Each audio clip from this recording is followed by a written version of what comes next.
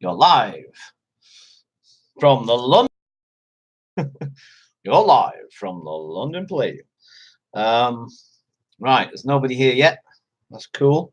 I'm a little bit late, only by a couple of minutes, but we'll see how many people turn up tonight. So hope you guys remember. I did leave another reminder on my channel. Maybe I should try and do a couple of other things to sort of let you guys or announce the next live stream. But I did say that I'm going to make it a regular thing. 6 p.m. You know, my time. You know, London, 6 p.m. Every Monday. I'm going to try and do this as a regular thing, guys. So yeah. So all being well, this will become a bit of a little regular slot. We can have a little chin wag and a little, you know, hopefully a bit of fun and what have you.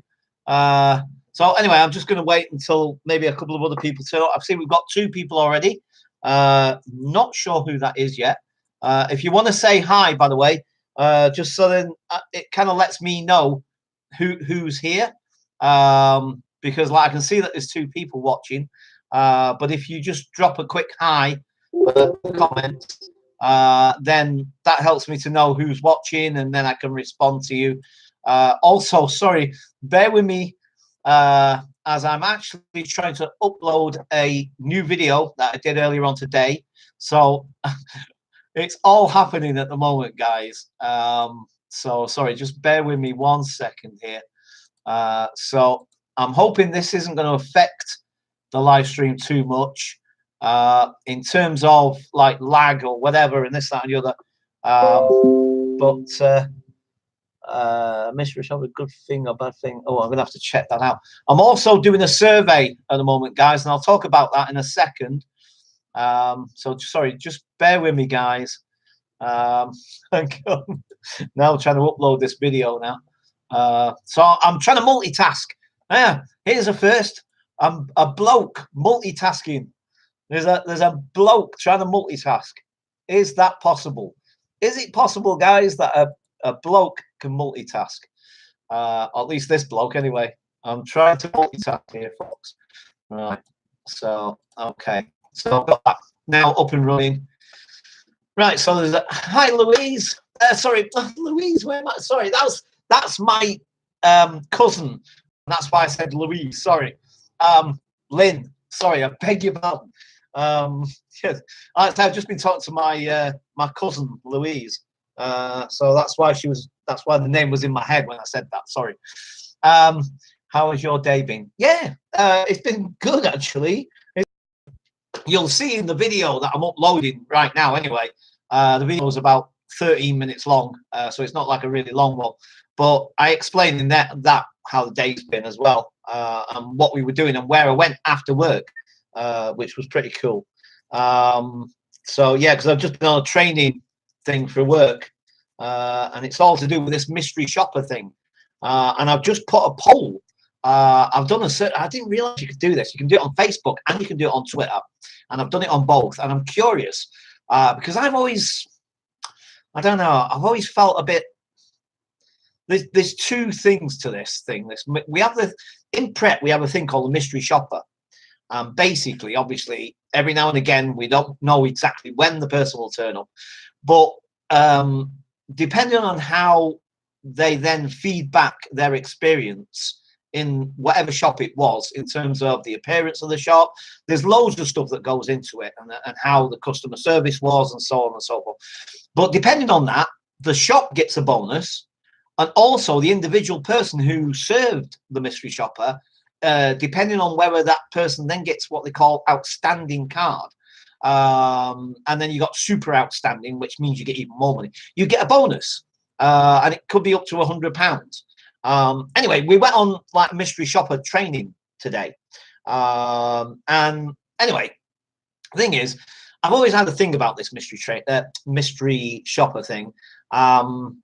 And I posed a question in my poll, both on my Facebook and on my Twitter.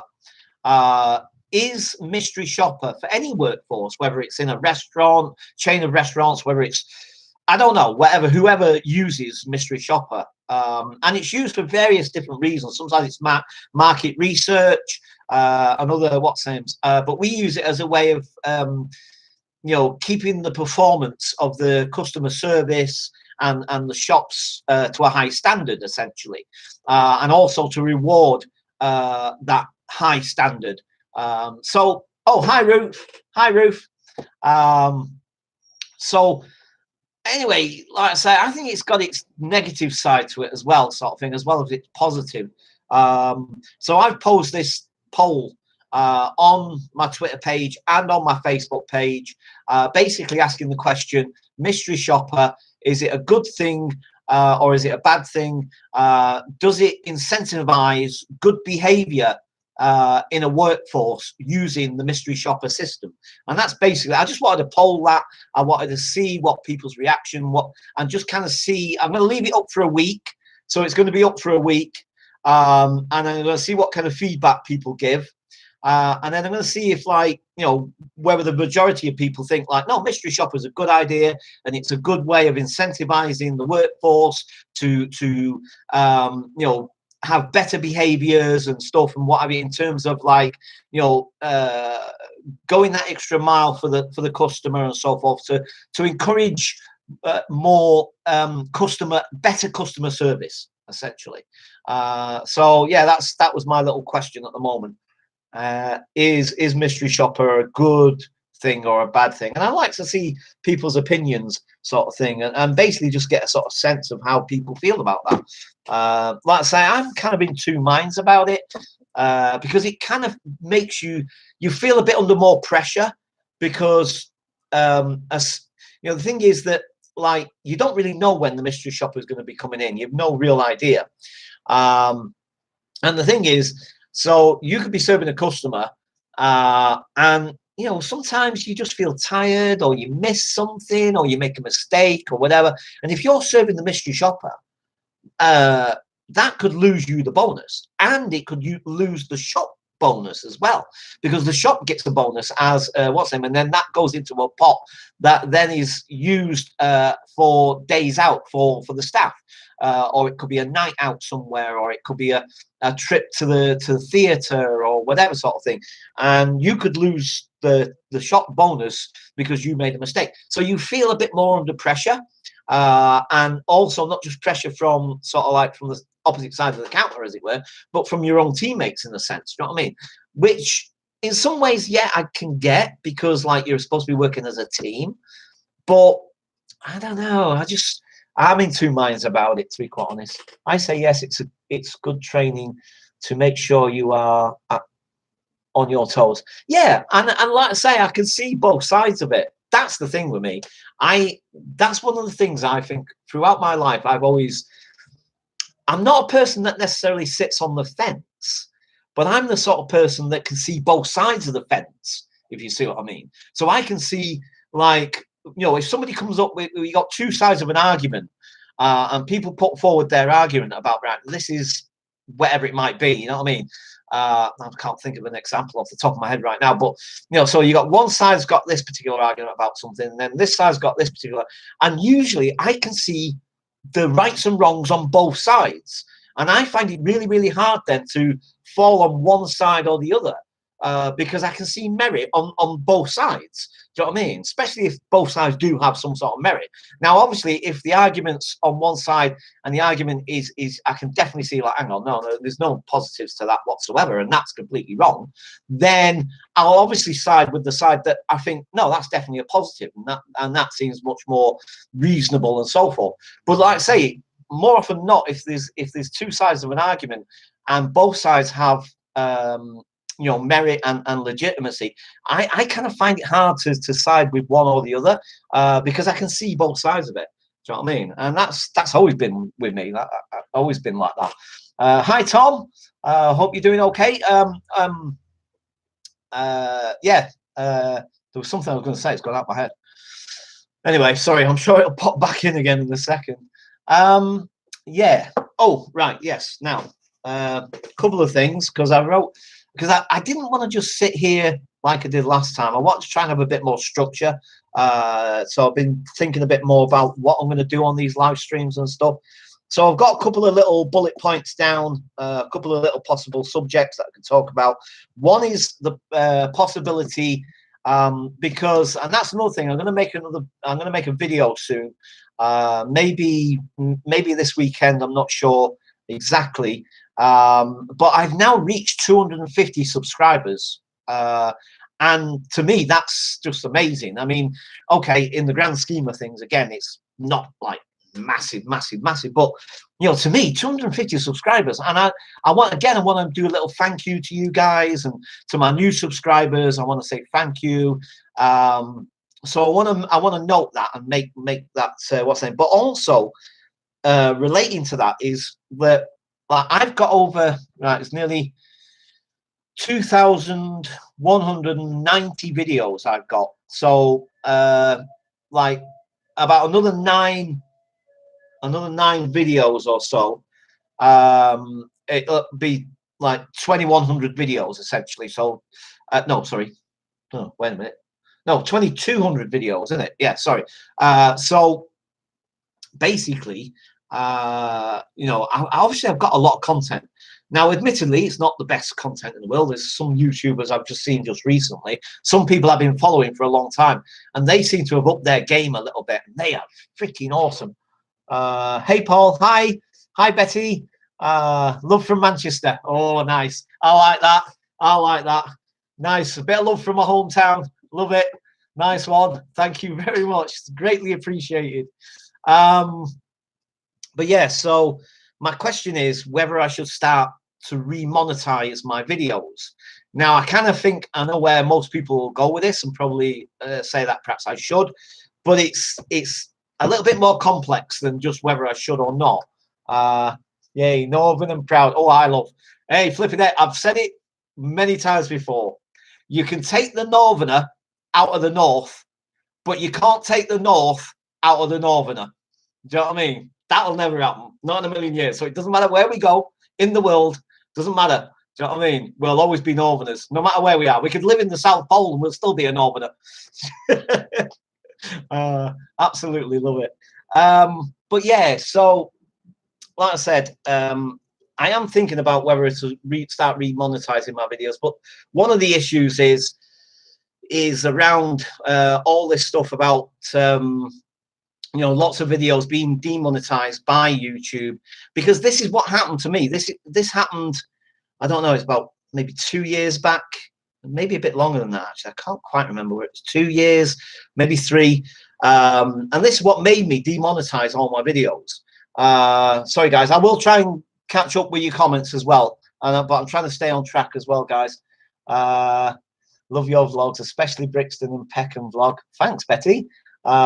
True, we'll always be Northern. Oh God, I'm from Liverpool. Oh, nice one, Lynn. Nice one. Yes, a fellow Northerner. And I've been to Liverpool a few times, and I love that city as well. It's a beautiful city. It absolutely is. I love Liverpool too. I really do. And I know there's this rivalry thing that Manchester and Liverpool sponsor, but that's more about the football anyway. I think I'm pretty sure that's what that's more about. Liverpool's a great city. It's a beautiful city, and I've visited it quite a few times, and I love it. Yeah, sorry. So in terms of the videos, yeah, like I said, I am thinking about oh, my chat's gone off again. Sorry, folks. If you're posting a chat at the moment, I'll let you know when it comes back on. I don't know why it does that. Thank you, Paul. It is. Yeah, no, it is absolutely. Just put donation link in your videos so people can send you money. Yeah, again, I really need to try and look into that, Betty. Definitely, it's something I'm trying to look into that and see what the possibilities are. Liverpool, great northern city too. Oh, I absolutely. So yeah, so that was one of the things I'm thinking about. Like I said, now the other thing is, and I want to get your guys' opinion on this because. And I mean, I know I'm a sensitive soul, and sometimes I can be a bit oversensitive about stuff, and I'm working on that as we go along. But the other day, I think it was the Saturday. You know, I can't remember was it Saturday or Friday? I think it was Friday. Yeah, it was the Friday. And I was out and about and I did all those videos. And like I went to the city of London at one point, and then there was that video where the woman was doing the photo shoot. And like that really peed me off. That really seriously got under my skin. Because the thing is, like I said in the video and whatever, is that like it was that air of assumption that she had. The way it came across. I mean, if she turned around and said like, "Oh, I'm sorry, we're trying to do a photo shoot. Would you mind? What's it?" That would have been a completely different story. It was the way she came across completely. Excuse me, excuse me. We're privileged and we need to be here. And I have no idea what you're doing, but you're completely insignificant. Now, okay, I know that isn't. Maybe that wasn't even her intention, but that's definitely how I read it and definitely how it made me feel. And you know, and that was the other thing as well, because one of the models laughed when I was saying like, "Oh, I'm just doing a vlog," and again, I'm not necessarily nitpicking that. Well, maybe I am, but it again, it added to that whole sort of dismissive, like, do you know what I mean? Like somehow we're much more significant and better than whoever else is around. And okay, guys, I don't really want to harp on too much about that, but I just wanted to get your opinion. What did you guys, although it was difficult for you guys to appreciate it in the video because you can't really hear what she's saying exactly, and you can't really see them properly. I mean, you see the two models because they walked right into my shot at one point. But, you know, I don't like that. I don't like. Why do you think you're better than somebody else? Even if you're more privileged and you have more money or whatever. I've known people who have been in a much more privileged and have money, but don't think they're better than anybody else. Do you know what I mean? And don't have those airs and graces and think, you know, somehow their money and privilege makes them better human beings or better than other people around them who have a lower status or whatever. Do you know what I mean?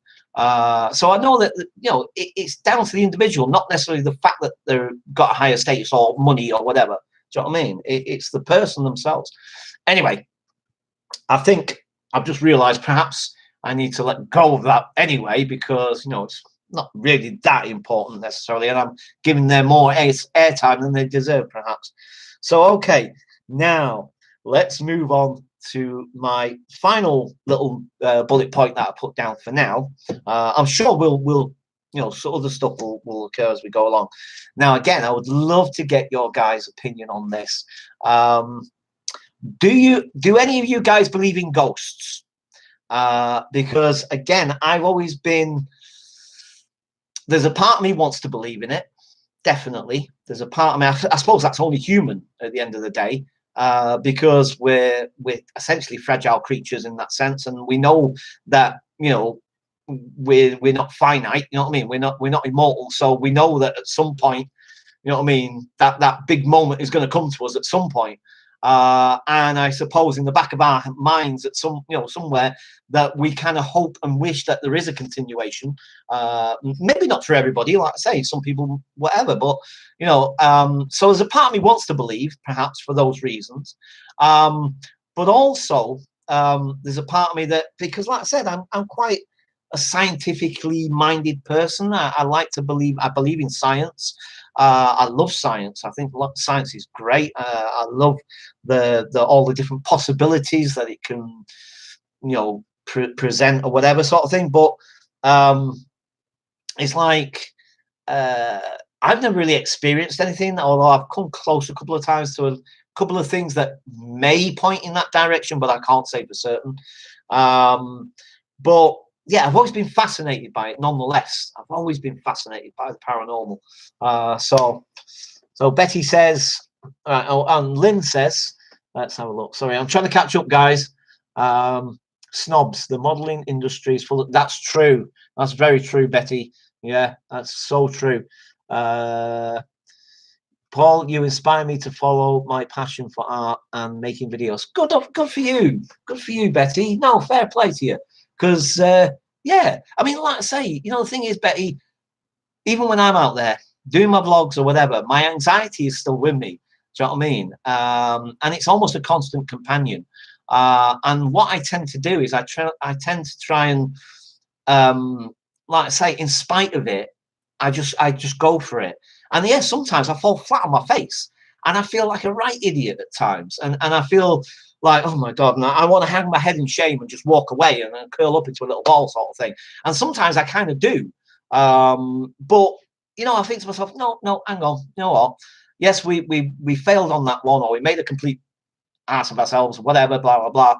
But no, let's try again because we've had some successes. So let's try and build on them. Do you know what I mean? And let's just keep going. Oh, and that reminds me, actually, you've just reminded me something, Betty. Sorry, we'll get back to the ghosts. Don't worry, we will get back to the ghosts. I've not forgotten you. Yeah, but actually, Betty, I want to share something with you because it was inspirational to me. Every now and again, I'll go back to this video and watch it again. You've got to see it, Betty. I swear to God, it brought me to tears. Every time I watch this video, I cry because from where it's written from, the person that wrote it. I don't know them personally. I don't really know a lot about them, but apparently it was somebody that was just due to get out of prison in America. And the guy was due to get out of prison 2 weeks beforehand, and he was obviously a fellow artist. And anyway, he wrote these words, and there's a kid on YouTube. I forget that. I'll have to find it. I'll tell you what. Just bear with me 1 second, and I'll see if I can find it, and then I can tell you about it because it is awesome. I mean, seriously, every time I watch this video, it makes me cry. Now, if I just go to my channel, it should be in my favorite list or playlist. Now, if you just bear with me 1 second here, and let me see if I can quickly bring this up. I'm hoping I can without too much of a messing about. Oh, sorry, it's showing me an advert. Which right, sorry, just let me get rid of that. Just bear with me, guys. I've got a lot of liked videos, but if I scroll through quite quickly, I hope I can come across it. It should come up fairly quickly. Sorry, folks. I don't want to bore you and sort of like, you know, you get bored and then you don't want to hang around. I just hope I find this pretty quickly. I should do, really, by rights. And because it wasn't that long ago that I watched it again. Oh, isn't that? It's always the case, isn't it? It's always the way when something pops in your mind and you suddenly think to yourself, oh, and then you try and find the thing you're looking for or whatever, and it's not. Hang on, wait. Sorry, 1 second, guys. 1 second. Come on. You've got to be there. You've got to be. Oh, come on. Oh boy. Maybe it doesn't go far back enough, which surprises me, to be quite honest. I would have thought it would. Okay. No. It's not gonna come up. And I can't remember for the life of me the name of. Hang on, let me try something quickly. I think, was there a hashtag in there? Maybe a hash. No. Oh, do you know what? I haven't got a clue. Right. Let me just try this. 1 second. Let me see if I can find this. Oh man, this is because. Oh, it's so frustrating. This is really frustrating because I really want you to see this, man. Seriously, because I think you're going to be so amazed by it, and I think I imagine that you would be as inspired by it as me, because this guy's words, what he says, is just awesome, because it really speaks. It really spoke to me as a fellow artist, and anybody that's creative, anybody that has a creative outlet or whatever. When you hear these words spoken, you will get it straight away. You will understand straight away, and you will identify with it so readily, so easily. You know what I mean? You'll be, you know, it. Wait, sorry, folks. Sorry. Okay, do you know what? I'm not going to be able to find it that way, so I'm just going to leave that for a minute. I will get back to you, Betty. I swear to God, I'll get back to you on it. Yeah, sorry. Oh, the chat's gone off again for a minute. Sorry, folks. Just bear with me a second until the chat comes back up, because I have no idea what you guys have been saying now. Because I've just been off the page because, like I say, I was trying to find this thing for Betty, because the words that this guy speaks, you know, there was one of the lines that sticks in my head, and I can't remember it verbatim now, but there's a part where he turns around and he says, like, my art feeds me. And he doesn't mean, I guess, in a literal sense, in terms of, like, you know, you sell your art, you buy food and you eat. I think he means just emotionally, spiritually. Do you know what I mean? That your art feeds you. And God, I so got what he was saying. Do you know what I mean? Seriously, why is the chat not coming back? Oh, great. Ah, wow. Did somebody hear me? As soon as I said that, the chat popped back up. Hello? Somebody monitoring this? Somebody watching at YouTube, are they? Hey? Anyway, sorry. Hi, David. Oh, David, hey. Hi, David. Hi, mate. Yeah, good. Not too bad at all. Not too bad at all. Sounds like an excellent video pop. Yeah, oh, I swear to God. Honest to God, I really want to find it for you. At the end of this live stream, Betty, try and stay... I don't know if to stay with the live stream or it might be better if I just end the live stream and then stay on my channel. Maybe that's the easiest way. I'm not sure. And hang on. No, hang on. I'm not sure how to. And somehow I will get the message to you. I will post the link to you. I will find it and I'll post the link to you, definitely, because oh man, it's going to blow your socks off. Honest to God, it makes me cry every time I see it. Every time I watch that video, it's so inspirational. It's so amazing, and the fact that it came from a guy that obviously, for whatever reason, and again, you know, I'm not judging anybody, because ultimately, and especially in the American system, I'm sorry guys, but the American system, the way that's set up, you know what I mean, people can end up doing long sentences for the most, what for in this country you'd probably get a slap on the wrist for or something. Do you know what I mean? Smoking a joint or something like that, or whatever.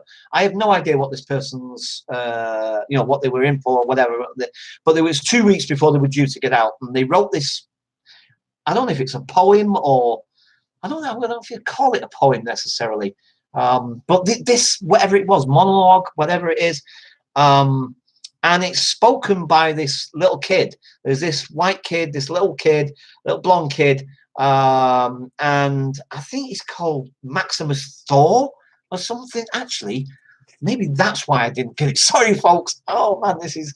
Oh, I really want to find this for you. I really do, because this is so amazing. Let me just try this. Max. I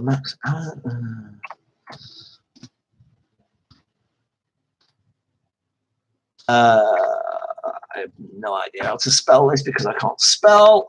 No, that doesn't look right anyway, but let's give it a go just in case.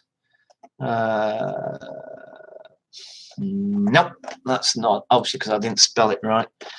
I don't know how to spell that. Maximus Thor, I think that's how he pronounces it, or spells it.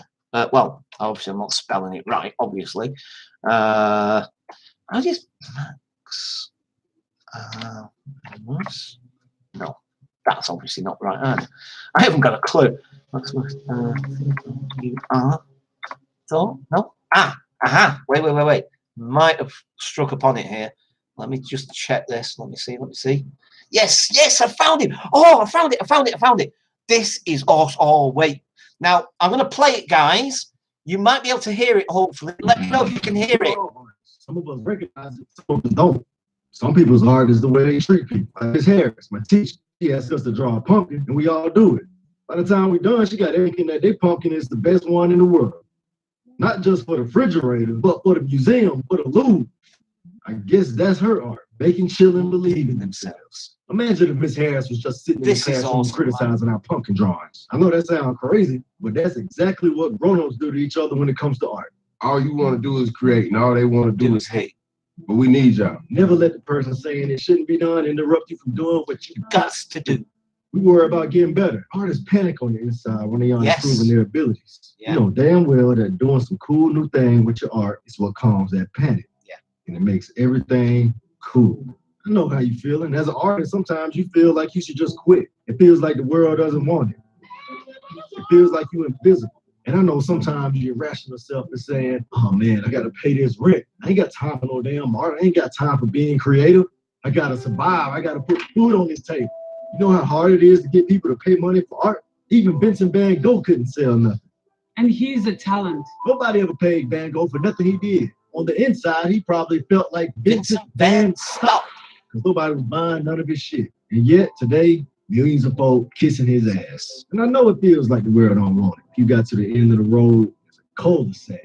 Just because you feel lost don't mean you got to drive slow. That don't mean you stop the car. That don't mean you quit. Keep driving that thing. Keep whipping that wheel. It's time to stump on the gas. You heard me, filmmakers. Write, shoot, edit, repeat. Paint shit, record beats, scratch the guitar, do whatever it is that makes you feel more balanced inside. Dream. You do for you, it's your meaning to things. We don't worry about getting it out there. Even Vincent Van Gogh couldn't sell nothing, and his shit was genius. I wish Van Gogh had Miss Harris in his life so he wouldn't have felt so crazy. He might have kept fighting the madness that all artists feel. He might have finished one more masterpiece. I'm glad the Beastie Boys fought the madness when it got difficult. I'm glad Jimi Hendrix practiced even when he felt like he would never go nowhere. I'm glad Bob Dylan didn't give up at the beginning when he couldn't sell his work. I'm glad Stanley Kubrick kept pressing forward early on when people wouldn't finance his films. I'm glad when the brother Marvin Gaye felt so perplexed by the world, he had the bravery to ask, what's going on? I'm glad Walt Disney didn't quit early on when he had to file for bankruptcy. What if there wasn't no me? You know how many smiles this earth wouldn't have seen? I'm glad that even in the midst of things were so jacked up and dark and scary and pitiful, that Martin Luther King Jr. had the presence of mind to say, I have a dream. Imagine if he didn't face the hate. Yeah. I guarantee you he had a Miss Harris in his life. Somebody told him to dream. Now throw your damn finger up if you got one. I pledge to create now more enough to bring my ideas into the world and be about my craft harder than I ever have. I don't care what people say because I'm about my grind. I don't compare myself to others because I'm busy competing with myself.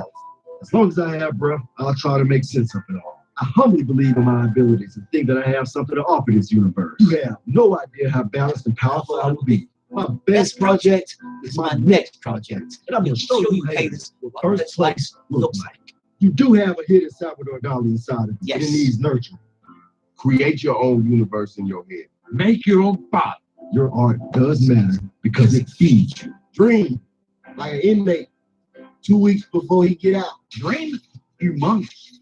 Dream big. Dream, homie. Keep fighting the madness. Get caught daydreaming again, damn it. Dream gigantic. Dream all the way, man. Life does want what you got to offer. Nothing feels better than accomplishing what you saw in your mind. You matter. Congratulations. You're amazing. Dream. That is amazing. I love that video. And every time I ever feel down or uninspired or whatever, I watch that video to remind myself, because those words are so powerful and have so much meaning. Like I say, it brings me to tears every time I watch that. It really does. You know, because they are so inspirational, and it's just, yeah. Anyway, sorry, I got a bit emotional there because they really hit home, those words. They really do. Yes, mate, no problem. I will. I'll do that. My pleasure, honestly. I'll keep it up there on the search bar anyway, so I won't forget. Anyway, sorry, I must remember, if I ever watch that, I'll have to watch it when I'm not doing this, because it does. It gets me. It gets me every time. And no matter how many times I watched it, and I found that at least maybe 2 or 3 years back now, something like that. And even now, you know what I mean? It still gets me. But yeah, no, my pleasure. My pleasure. Absolutely. So, okay. So let's now get back to the ghosts. So, okay, folks. So in terms of belief of ghosts, now, the thing is that I think, like I say, as the majority of people, I would guess, you know, I think it's an emotional, it's a human I don't know if need is the right word to believe, because essentially we want to believe that there's definitely something afterwards. Do you know what I mean? After this physical life. So I think in some ways, you know, it's in there, and virtually, well, I won't say all of us, because I'm sure there's some people that just, for whatever reason, completely, utterly, flatly do not believe it, no matter how much evidence is presented to them necessarily. But you see, again, I fall in that camp again where I can see both sides of the situation. And the thing with me is that although as part of me wants to believe, and because I'm fascinated by it, and there's also a little part of me that likes being scared by it, to be quite honest. And it's a bit like because one of the things when I was a kid, like I say, I was brought up by my dad as an only child. Although I had brothers and sisters, but they all left the family unit when I was 4. Big long story. I won't go into all that. But basically, I was brought up by my dad, essentially as an only child, essentially one parent family from the age of 4. Anyway, at a certain point in my life, I couldn't pin it down for you exactly, but my dad he had a routine, and he would go to bed at 9 o'clock every single night on the dot, and then be up at 6 o'clock in the morning. This was his routine for years. And as I got older, so I couldn't tell you exactly when, maybe about 9, I would say maybe about 9 onwards, maybe a little bit older than that, but round about that sort of age. I started sneaking out of my bedroom and going into the living room watching TV. Now, back then, obviously, we only had like the BBC and ITV or somewhat, maybe BBC Two, perhaps. We didn't have all these channels that we have today. But like, I think maybe on the weekends, particularly, I think, and it was either BBC or it could have been ITV, I can't remember. But because the TV used to finish usually round about 12 midnight, maybe a little bit longer on the weekend, I think. But they used to show on the last couple of hours of TV, they used to show like horror movies, and it was usually Hammer House of Horror. And I better put my glasses back on. Sorry, I can't see without them. I'm so into the paranormal, thanks to my sister. Oh, right, that's intriguing. Sorry, it's very true to Paul. Yeah. But yeah, sorry. I'm trying to stay focused. Yes. So, yeah. Blah, blah, blah. Sorry, I'm sidetracking myself. You see, I'm losing myself. So, yeah. So I used to watch these horror movies of a night time, and you know, years and years later, and people would say to me, why do you used to watch horror movies, and why are you so into the horror genre, and why do you like scary movies and stuff like that? And I had to think about it as well. I had to think to myself, why am I into the, you know, it's not everybody's cup of tea, and I get perhaps why it's not everybody's cup of tea. I mean, you know, especially some of the horror movies, and especially some of the horror movies we see these days, you know what I mean? I mean, some of them are quite gory and what have you, sort of thing, bloodthirsty and so forth, what have you. And I thought to myself, do you know what? I think it's akin to why people go on roller coaster rides. Do you know what I mean? Because you go for that thrill, you go for that fear factor, because it's like you're frightened, but in a controlled way, so that like you can watch something, but not actually be completely involved, but be involved up to a level where you can emotionally react to it without feeling the danger, if you like. So for me, that's what the horror and the ghost thing and all the rest of it. So there's an element of that. There's an element of that in there as to why I like the paranormal and stuff, you know, because there's a part of me, I mean, it's like I watch Ghost Adventures and stuff like that. And I'll never forget I guess the one that kicked it all off for Ghost Adventures, what was that hotel again? Somewhere is it in Texas? No, not Texas. Where is it? It's funny, I'm not really into horror movies. No, yeah, and you don't necessarily have to be. Do you know what I mean? I'm just saying that for me, that's kind of how it came about, I think, really. This interest in the paranormal in general, you know, because of films like Poltergeist and flipping out, I can't think of some of the others off the top of my head. But some of the classics, you know what I mean? And then I guess like what's the what's the name? The one with the girl in it and her head spins around. Do you know, for the life of me, I can't. That's a classic movie. One of the biggest horror movies out there, has been for years, back in the 70s when it first came out. And now, for the life of me, I can't even remember what it was called. What was that film called? Oh my God, I can't even remember. Anyway, but so movies like that, essentially. So anything to do with like poltergeists and, you know, possession movies and all that sort of thing. So all of that genre, essentially.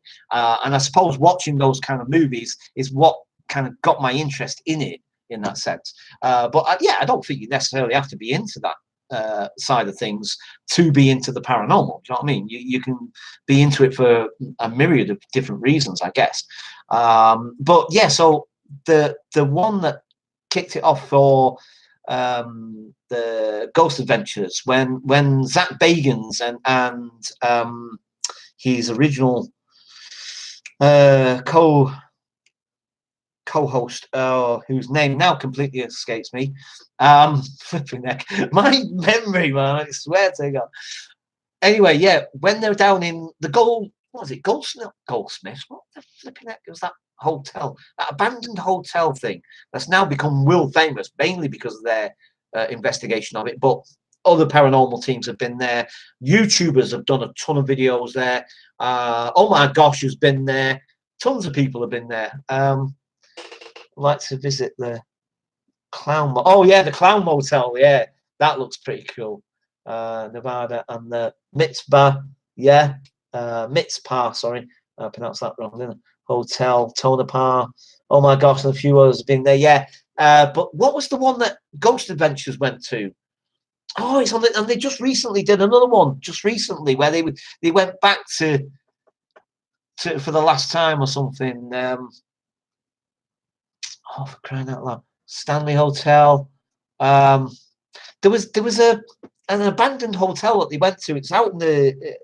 It might be in Texas somewhere, but I'm not sure geographically exactly. But it's one of those old ghost towns or old mining towns. There's only a handful of people still live there, and I think it was called the not the Goldsmith. It's something Gold or something. I think.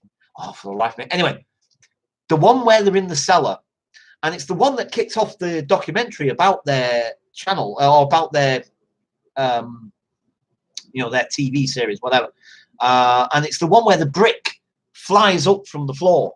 And it's been analysed by scientists and all this lot. And I've seen documentaries on it, and they have analysed that to death. You even got what do they call it? Nuclear physicist. There's a nuclear physicist in the documentary about that piece of footage, and even he states that there's no physical way that they could have to make that brick fly through the air the way it did. Whoa, that was loud. Sorry, let me turn that down. Sorry, that's just notification coming up. Yeah, so anyway, they basically were saying that like there's no way that they could have faked it. And for me, that particular piece of footage, it's like, even now, just thinking about it puts chills up me. Do you know what I mean? Puts there. Yes, that's it. The Goldfield Hotel. That's the one. Thanks, Dave. And I mean, the way they react as well. I mean, flipping neck. That's just as scary. The way Zach and I wish I could remember his name. It's on the tip of my tongue and all. The way that the pair of them go running and screaming. Do you know what I mean? Because you see that brick and it just literally launches off the floor. And you know, it's stuff like that to me that makes me think, right, okay, there's no way people can say it's all fake. There's no way people can turn around and say, no, there's no such thing. It's all bunk. It's all whatever. It's in people's imagination, all this lot. No. There's way too much evidence now. And there's way too much footage to suggest that it's not a real phenomenon. So there's something real happening. Now, my question has always been, because like I say, I still kind of struggle with this idea about, you know, somebody's spirit or what's name carrying on after physical death.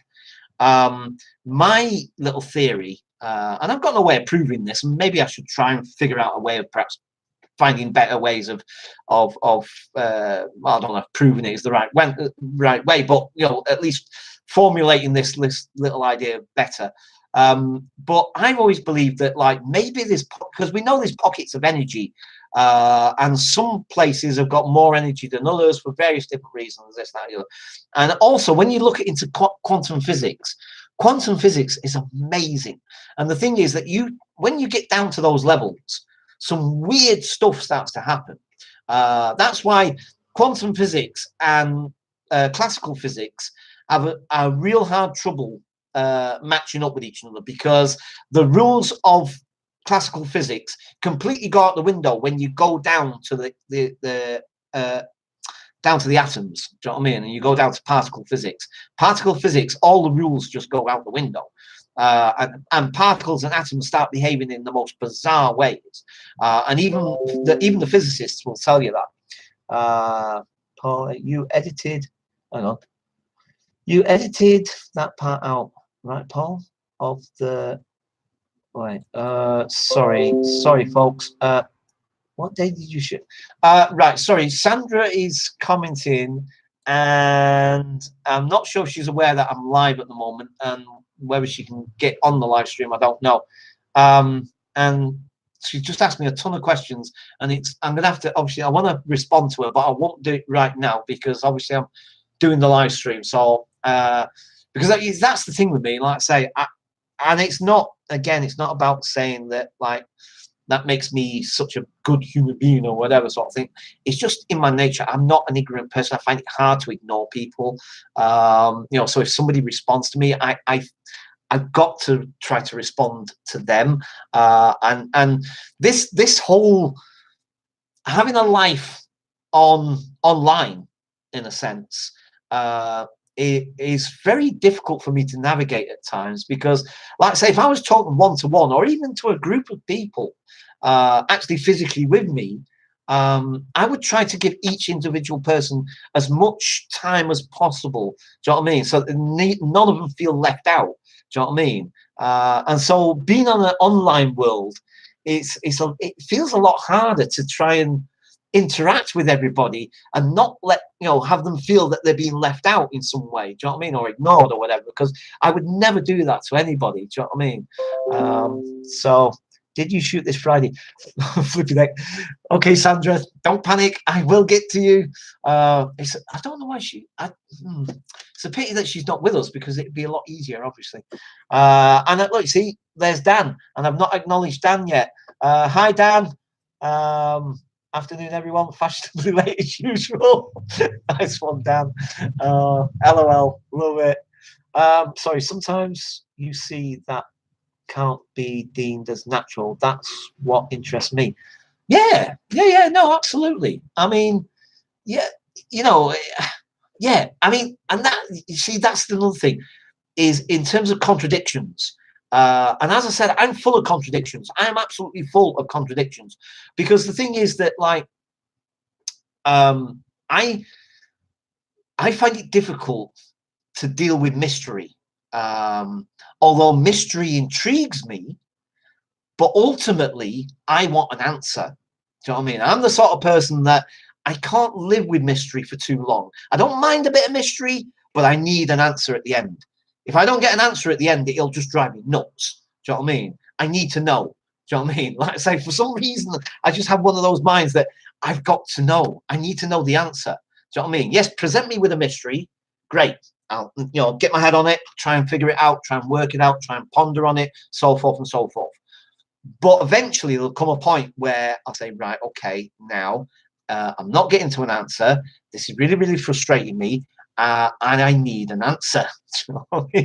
So it's like, in some ways, I'm kind of full of contradictions, because a part of me hates mystery and can't stand. It's like there are times when, like, I misplace something in the house for whatever reason. You know what I mean? I'll misplace my pen or something, or whatever it is, my glasses or whatever, and I'll misplace it somewhere and I'll put it somewhere, and then I'll go looking around the house and I can't find it. And look, obviously I've just misplaced it somewhere. Do you know what I mean? It's not literally been vanished, or it's not like some poltergeist has moved it somewhere and put it somewhere and then it comes back again or something like that. I'm pretty sure it's nothing like that. But there comes a point where, for whatever reason, I'm looking around and I can't seem to solve where this particular item's got to. And it really starts to get under my skin. And because I can't figure it out, and because my head's going like, oh, that's impossible, because it was definitely at that point or whatever sort of thing. There's no way it could have moved from there and gone to that place or whatever. And like, so I'll be so adamant about it. I'll be so like, no, this isn't right. And it'll just drive me nuts. And I'll get annoyed and I'll get angry and I'll be like, what's going on? That isn't right. That shouldn't be the case. But anyway, sorry, I'm being distracted again because the chat has disappeared again. And when it disappears like that, I feel, because you guys might be asking me something or saying something or responding in some way, and I have no way of knowing. And now I can't. I hate that. Why does it do that? I mean, it's funny as well because the longer that the stream goes on, the longer we do the live stream. I noticed, because from last Monday, when I was doing the live stream last Monday, when this was happening, it did it for maybe the first, I don't know exactly, because I didn't notice how long into it was, but it didn't seem to do it for a good long time. It did it a few times, and then eventually it seemed to settle, and then it was fine all the way through the rest of the live stream. But I don't know if it's taking forever. It's actually taking forever. Nope, it came back and went again. Great. Thanks, YouTube. I don't know if it's your fault or not. Maybe it isn't. Maybe it's my computer. Maybe it's my connection. Maybe it's something else. I don't know. But thanks to whoever or whatever is making that happen, because it's making it rather difficult to interact with you guys now. Oh, come on, man. See, that's just getting annoying now and frustrating. Okay, fine. Right, guys, I don't know. It's not coming back. Oh, finally. Thank you, live stream. Right, sorry. Just finishing watching one best episodes of Ghost Adventures I've ever seen. They investigated a house where a 90-year-old woman drugged and murdered 7 people renting a room in her house. Whoa. Ooh. I don't know if I've seen that one or not. Maybe. I think I've watched. Well, I won't say all of every single episode they've done, because I think it's possible that I've missed 1 or 2 at least. I'm not sure. I might have seen it. I'm trying to think if it rings a bell. Dave says, "Hi, sorry. I'm like you after getting that EVP at the Dickens Museum. I'm wanting to go there and try and find out who that voice was, but I'm thinking it could have been Mary Hogarth." Yeah, I was thinking the same thing, because I had no idea until I did a bit of research that who may or may have not died in that house, if anybody. And then, of course, I find out that Mary, at 17, died there. And I am determined to try and get back there. It's just been finances and work commitments and so forth that it's just making it a bit difficult at the moment. But I will try and get back there myself, definitely, because I definitely want to go and check it out again. I did go back, like I say, but of course, I went back on the day when it's not open, which is a Monday, funny enough. They're not open on Mondays, apart from bank holiday Mondays. So it wouldn't have been open today either. But every other day of the week, it's open. And like I say, it's £9. I think was it £9.50 or £9? So it's not the cheapest, and especially if you're low income like me. It's gone off again. Oh, come on. Sorry, folks. You see, I just find it difficult to be able to carry on the conversation when it goes off, because I don't know. It's weird. I don't know why that is. The police discovered 7 bodies in the yard. However, the EVP device kept saying number 15. Then it named another 8 names that weren't on the police's list. Creepy stuff. Oh, wait a minute. That rings a bell. I swear I think I've seen that. I'm almost certain I've seen that episode. Yeah, not cheap. Yeah, no, that's right. So which is more the pity, really. But, well, what can you do? But still, definitely worth going back again. Definitely. I definitely want to. And this time, if I go back, you know, like I say, I can't say exactly when this will be. I'm hoping in the next couple of weeks at least. But when I do finally go back, I'm just going to sit somewhere. Now, I think some of the chairs, obviously, you're not allowed to sit in because they're roped off and it says, please do not sit in this chair, whatever. Because obviously they're antiques and you know, maybe they'll fall apart if you sat on them or something. I don't know. But I'm going to try and find somewhere to sit. There must be somewhere in one of those rooms or whatever where you can actually sit. Or if it comes to it, I'll just stand there.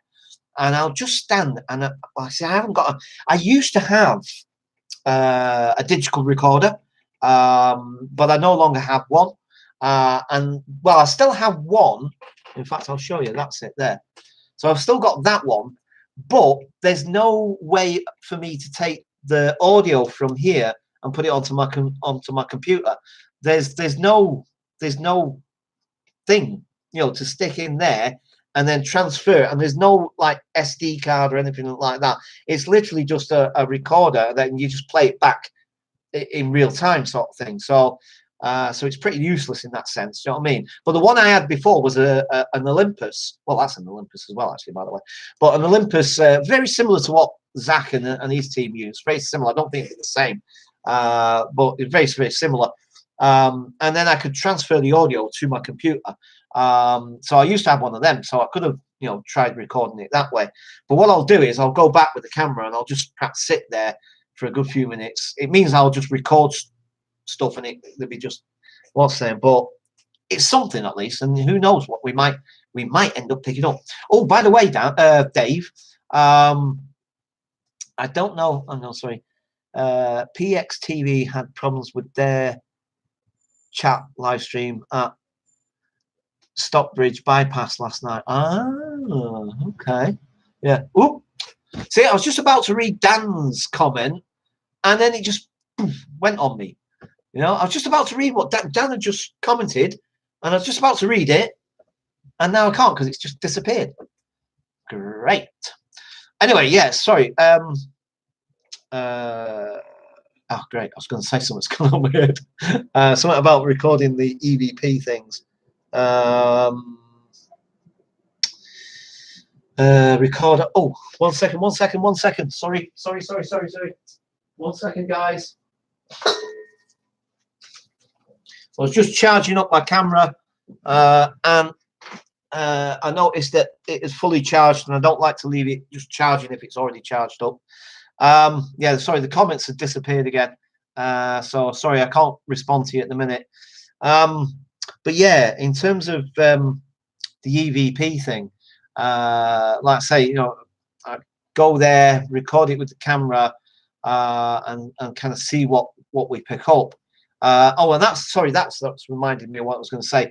So yeah, Dave, I've also posted that clip on the Ghost Adventures Facebook page and the Travel Channel Ghost Adventures page as well. So I've posted that clip.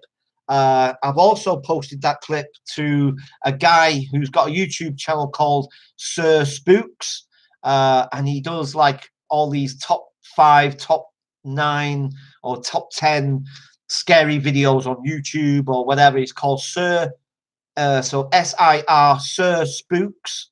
Yeah, I mean, I've not subscribed to him yet. I'm kind of still debating whether I'm going to or not, because I'm not a big fan of those top 10, because a lot of the time they're repeated, you know, they're videos that you've seen countless times on countless other channels all around the internet. But I'll give him this. He does try to find stuff that we've never seen before. And I've got to give him that, because he does seem to make an effort to try and find videos that you've probably never seen before of paranormal activity, spooky things, this, that, and the other, and so on. So Sir Spooks, I'll give him a plug. You can excuse me, go and check him out if you want, guys. You know, I'm not telling you whether you should subscribe or not, because I haven't subscribed to him yet. I'm still debating that. I'm still sort of in two minds, do I or not? But I am watching his videos. I mean, I think he posts just once a week or something like that. So he's not, I don't think it's like regular. Do you know what I mean? It's not like every day or whatever. So, you know, I think he just posts a video every week. But anyway, so yeah, like I said, the thing is, I sent the clip to him. He wanted the original the original footage because I sent him the clip that I slowed down. And I said to him, well, I don't actually have the original footage because, as I said, I always delete all my original footage once it's up on my channel because I don't have the room to just leave tons of footage on my computer. I just don't have the memory capacity. I have to get rid of it after a certain time. So, all right. Be interesting what they make of it. Sorry, Dave. I'm kind of, because the thing went off, I've kind of lost the thread. Sorry, let me just quickly see. This is what I'm saying. This is why I struggle, because I'm trying to give each one of you as much attention as I feel is fair to give you each you know what I mean. So I please don't take it as if I'm kind of pushing one out of the way and trying to favor another one, whatever. I'm trying to do it as equally as fairly as possible. Sorry, one day in the future, me and you will do a ghost tour of Cardiff. Ooh, that sounds interesting. Oh, wow. It was amazing, even without the bangs and crashes. Just learning about the history, myths, and legends was scary enough. Yeah, I can imagine. All right. Do you know what? I haven't been to Cardiff for years. I mean, since I was a child, I think it was probably the last time I was ever in Cardiff. Thinking about it. Was it? Oh, do you know what? Wait. I swear I've been to Cardiff. I'm positive I've been to Cardiff. But like I said, it's probably when I was a kid. Probably about 8 or 9 or something. Maybe on a school trip or something. I can't quite remember. Anyway, sorry. But yeah, no, that would be cool. Definitely. Have to do that. All right, be interesting what they make of it. Cardiff Castle, would love to go to a haunted castle. Yeah, no, definitely. I mean, it's funny as well because I've been to a couple of castles recently, Rochester, for instance. But of course, I didn't go at night time because they're usually locked up by then. Do you know what I mean? Once the night time comes or whatever, they're all locked up, so you can't really go in them. Some of them, anyway. I mean, some are obviously just complete ruins and they're just open. There's no what's the name, but the one at Rochester, it's one of them where you have to pay to get in. I think it's about £5 or something. I can't quite remember now. But it's not like mega expensive. And you know, it's a pretty cool castle to mooch around. It's not massive, but it's tall enough. It's certainly tall enough. But yeah, I would love to do that. I would love to go around a castle at night time. You know what I mean? 3 a.m. or something, and mooch around and just sort of experience what it's like. I mean, I went to Oxford. I don't know if you guys have seen that set of videos. I went to Oxford. I've been to Oxford a few times. It's 20 quid on the Oxford Express or the Oxford Tube. You can either do the Oxford Express or Oxford Tube. They're essentially the same. This both 20 quid, and the ticket's valid for 2 days essentially. So you can go there sort of early evening, come back early morning. You know what I mean? On the same ticket. So and it's they're 24/7 as well, which is brilliant. You know what I mean? So you don't have to wait for a particular time for the coach or whatever. Do you know what I mean? They're backwards and forwards all the time. Anyway, sorry. So, but yeah, Cardiff has got a castle or remnants of a castle, but also remnants of an old prison, which essentially is the same thing. And I went there and I spent a good portion of the night there. I can't remember what time I actually, definitely early hours anyway, definitely early hours of the morning. And the only really kind of thing that happened, but I suspect it was more to do with some sort of like searchlight things than anything paranormal or what's name. And you see it in my video, is these weird lights in the sky above the castle, or well, say above the castle. Maybe from my perspective, it kind of appeared they were slightly above the castle, but like maybe further on, a few miles on, wherever this thing was. But they were just weird the way they looked in the sky, and I filmed them anyway. Sorry, the comments has gone again, guys. So sorry.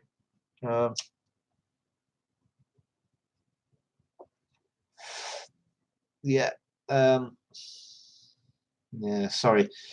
I don't know why it throws me so much. It does. As soon as the comments disappear, it kind of throws me in a bit of a loop, and I'm kind of like, I need that because it's. I don't know. No. Anyway, so sorry. Yes, I know, a bad habit. Need to quit. I know I do. damn thing it's going up. Chat goblins. Yes. Yeah, definitely. Oh my God. Yeah. They're up to no good. They took us to a nursery in the castle. It was the first time I'd been in complete darkness. Ooh. I mean, your eyes are wide open, but it seems like your eyes are shut. Yeah, yeah, yeah. Oh, I've been in places like that, mate. And in fact, funny enough, that said, I can't be out. Sorry, can't be bothered with that. That said, there was an art installation in the Tate Modern. I'm going to say off the top of my head about 5 years ago. It might have been a bit longer than that. And I can't remember the artist's name, but I think he was like Polish or East European. I'm not sure. Can't quite remember. Possibly Polish, but I'm not 100%. Anyway, he built in the turbine hall. He had this massive big box, essentially big steel box with a ramp that went. Again, I did a video on it. But anyway, you go inside there, and it was the way he set it up. It was really interesting, and that's where I go back to this thing about interactive art. That's the kind of art I love. Do you know what I mean? Some people might look at it and say, "Well, it's a big steel box. How's that art?" But it's about the interaction, and it's about, because you read the blurb and you read what he meant by what he created there, and the whole point of it was to see how people respond to being in a space where their senses essentially are being, or at least one of their senses particularly, is being is essentially interfered with in one way or another, and to see how people respond in that situation. And I think it's really, really fascinating, because like you walk in there and it's massive. I mean, it's huge. You've seen how big the turbine hall is. Well, this big black steel box essentially was almost the dimensions of the turbine hall. Maybe not as tall, but certainly almost as wide. Not quite, but almost. And you walk into this space, and I think, if I remember rightly, the floor and the walls were all covered in this like velvet, black velvety. I don't think it was velvet, but something material similar to that. So you couldn't really hear people walking around. Even though there was lots of people in there, you could hear them. You know what I mean? It's talking or giggling or whatever. But you couldn't see anybody. You literally could not see that in front of your face. You literally couldn't.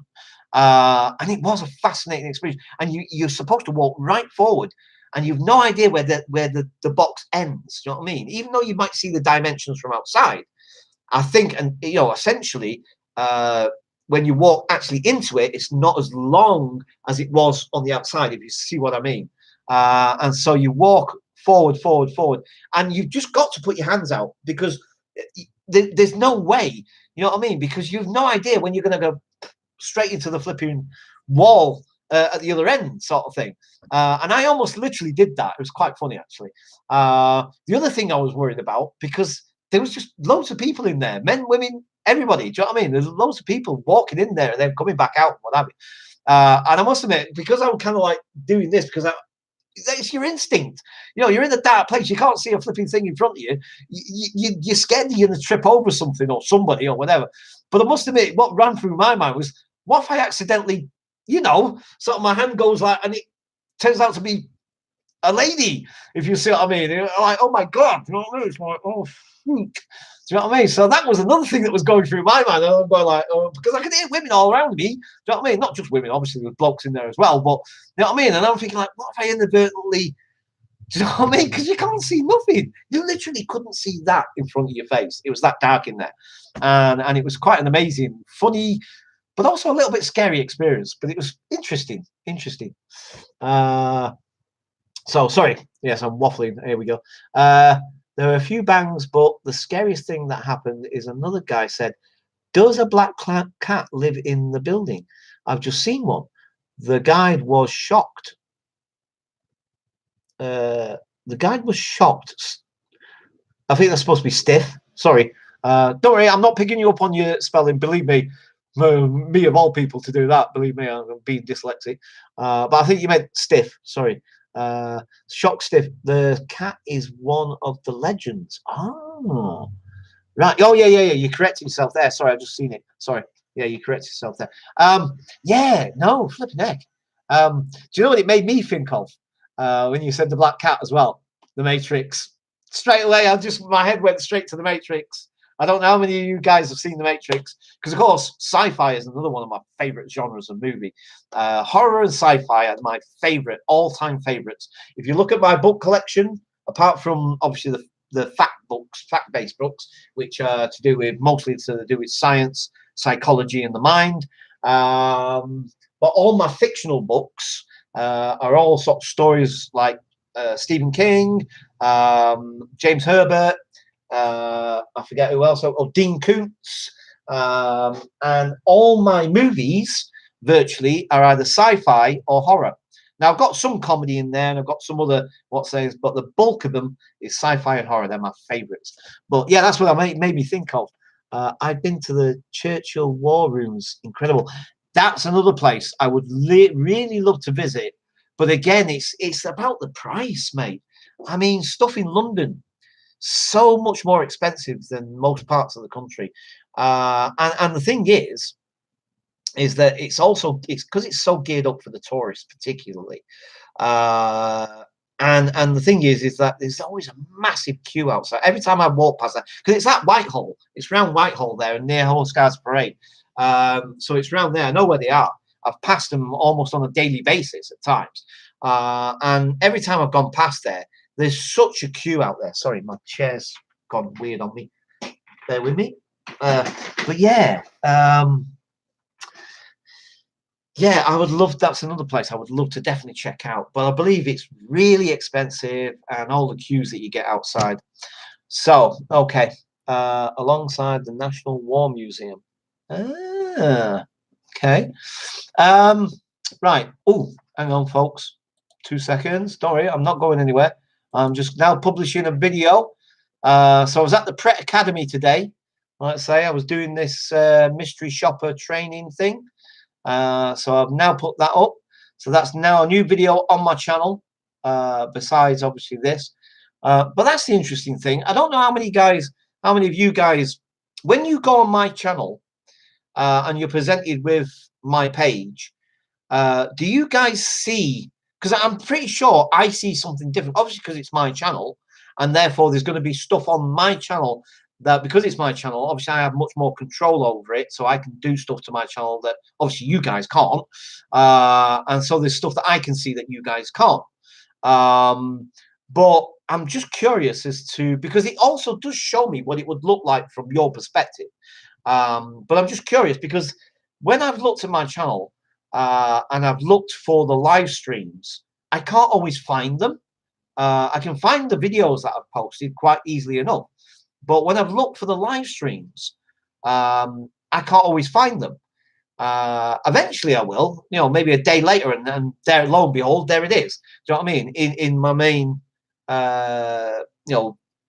video list, whatever you want to call it.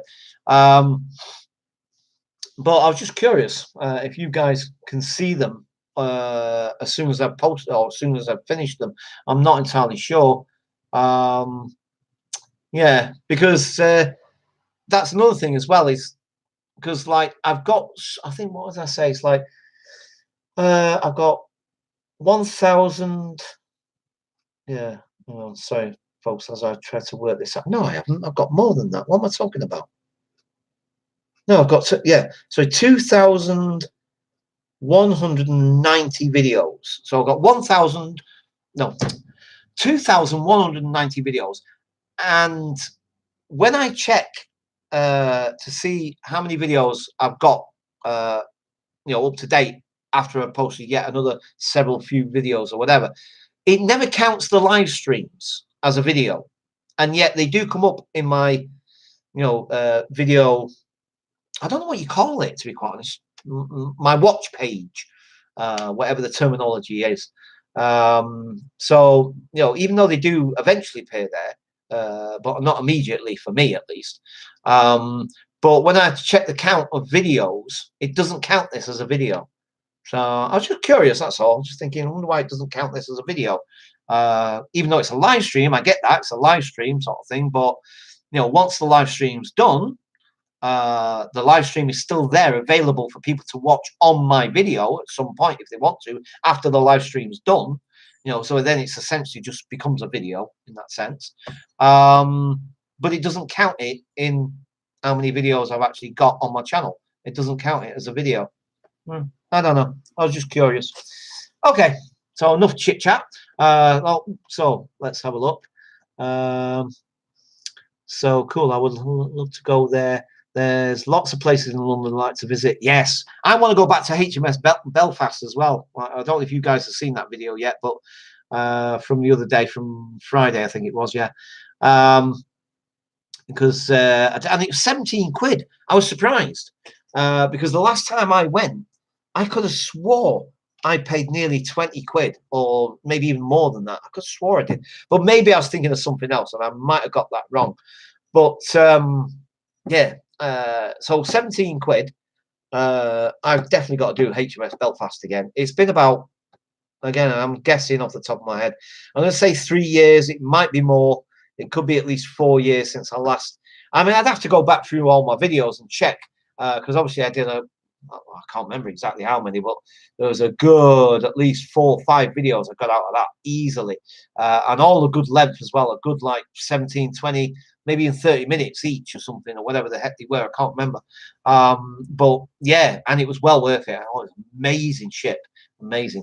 So HMS Belfast, yeah, yeah, Dave, I'm planning another little trip to it, definitely, and like I say, it's kind of slightly dependent on us getting this flipping bonus thing, which I did ask about today actually, and nobody really is still certain exactly. It's supposed to be this month, but nobody actually knows exactly when it's going to be.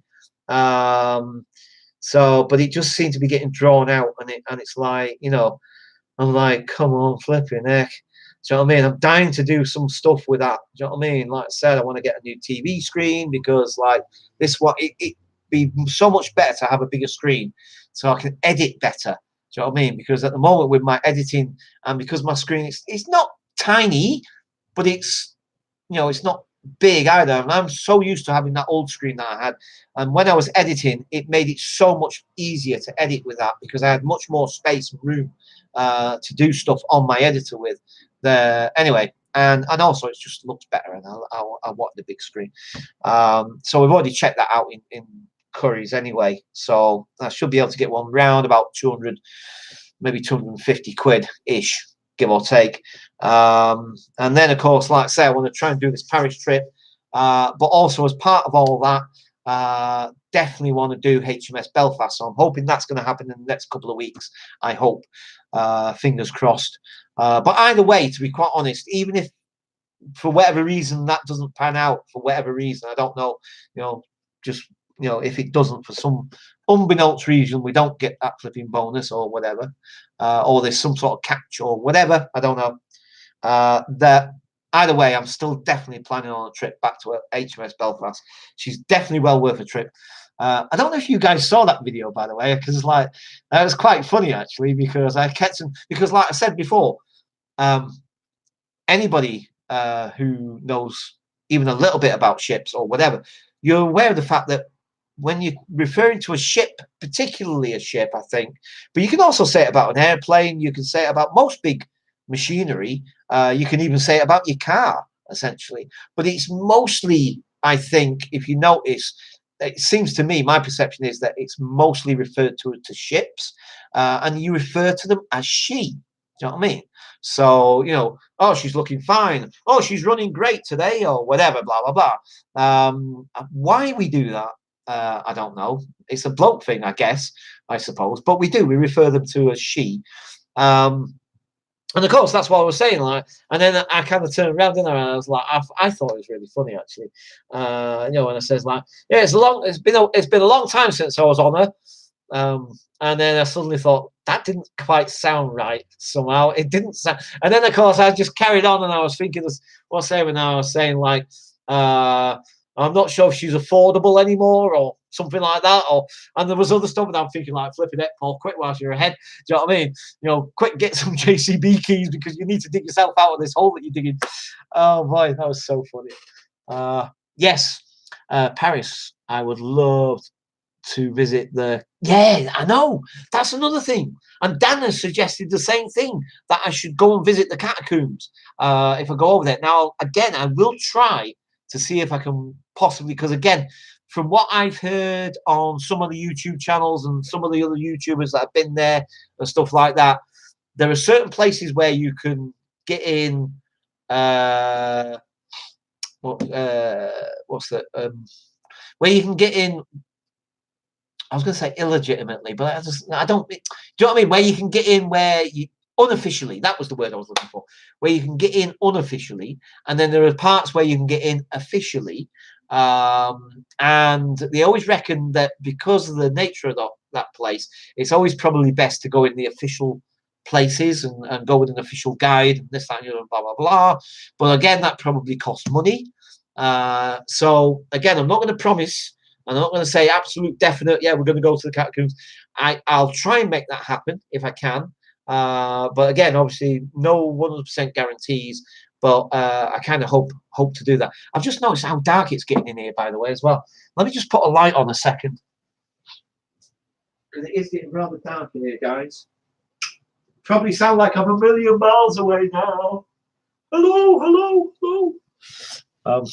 Yes, sorry.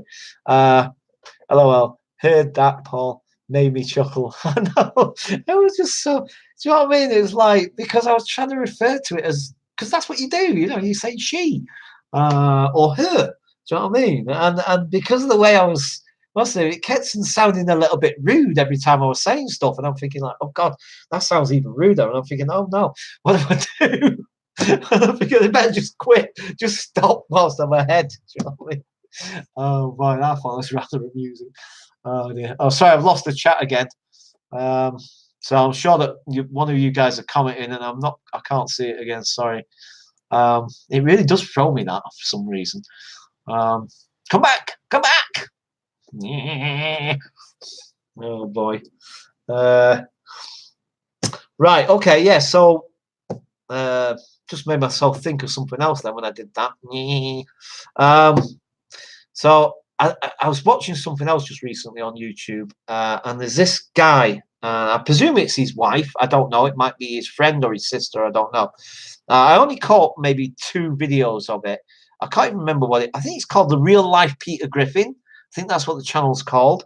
And it's quite funny, actually. It's quite hilarious because there's a guy, and he's a big guy. You know, he's a big rotundy bloke, but he dresses like Peter Griffin, and he even does the exact same voice. He does the voice of Peter Griffin, and the girl he's with, like I said, I don't know if it's his wife or whether it's his girlfriend or sister or whatever, I don't know, but she plays the part of Lois, and she's got this bright orange wig, and she does the Lois voice. But they're out in real life. They go out. There's one where they go into a McDonald's in real life. You know, when they're out and about in a real McDonald's, and he's acting just like Peter would in the cartoon. You know, if you went into a McDonald's and was asking for something stupid, do you know what I mean? Like, can I have a pizza, please? Even though it's a McDonald's and we don't do pizza. No, I want a pizza. Do you know what I mean? He was doing stuff like that. It's hilarious. Do you know what I mean?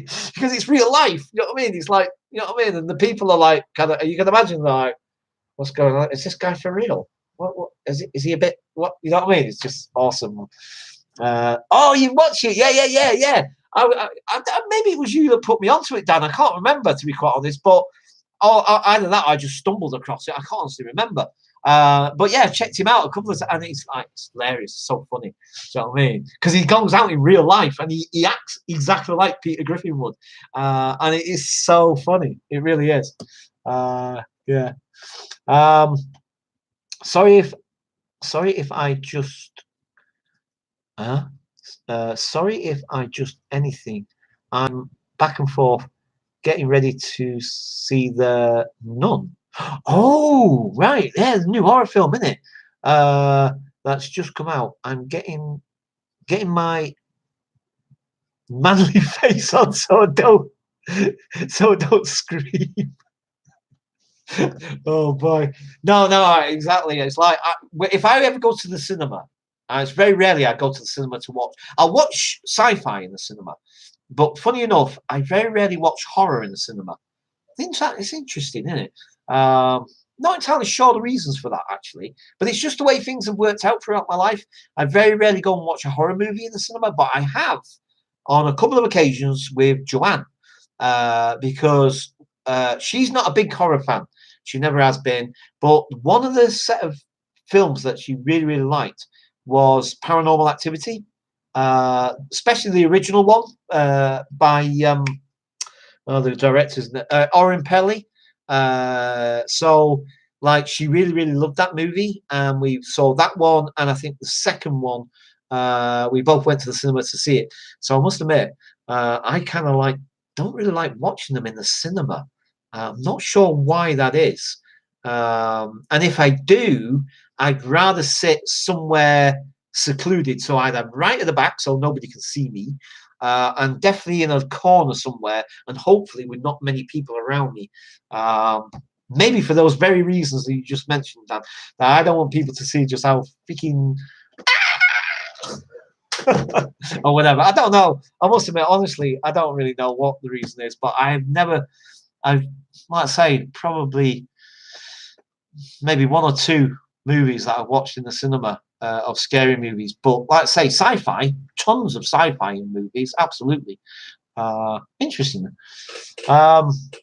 No hiding from the sound in the cinema when watching a horror film. No pillows to hide it. I know, exactly. Maybe that's what they should do. Maybe, never mind all these comfy seats that they're getting in these cinemas now, and reclining seats, and sort of all the other things they're trying to. I was saying, maybe they should introduce. So when you come in, you buy your ticket, they issue you with a pillow. I think that's what they should do. I think that would be a big. What's that? I think that'll catch on, actually. At the back. Sorry. Oops. It's disappeared again. No. Stop it. I was reading that. That's so flipping frustrating. Come back. Yeah, it's like you're trying to read something, and all of a sudden it's like you're trying to read a book, and then you get to the what's there, and somebody's ripped the last page out. Do you know what I mean? It's like, come back. Oh, that's so frustrating. Right, just talk amongst yourselves whilst we're waiting. For crying out loud. Come on, man.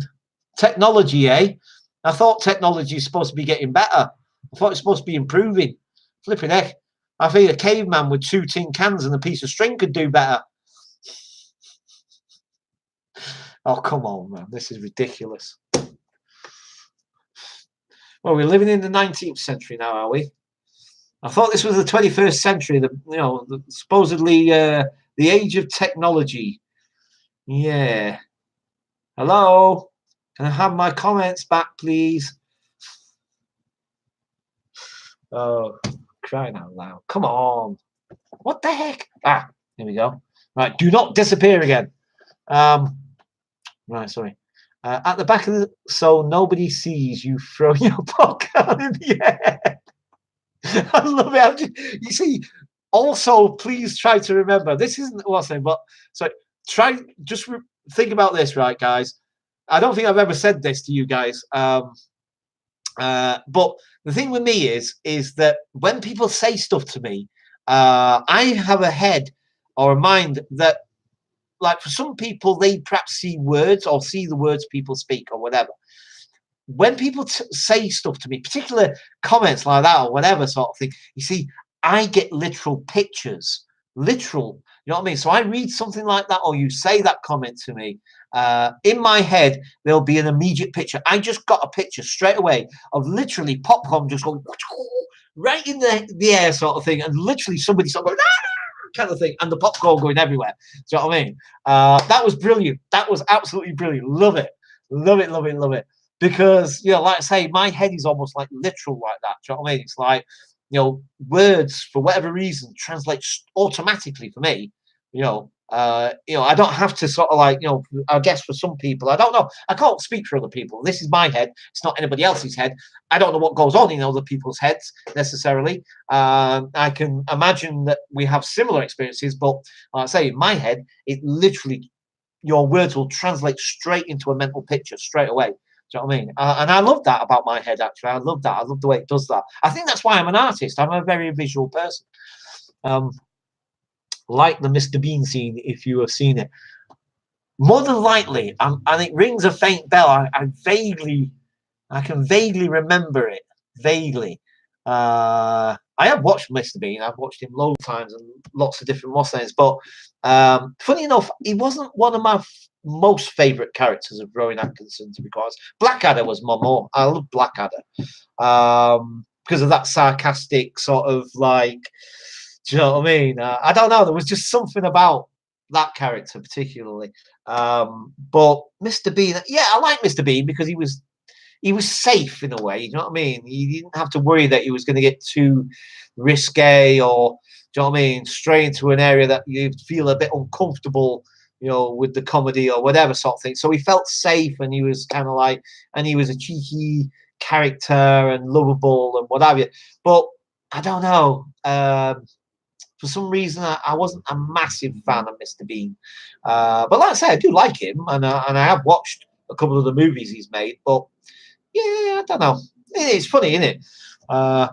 So yeah, like the Mr. Bean. Oh yeah, sorry, I was reading the same comment. Yeah. Oh, Avatar. Sorry, I'm missing. Right.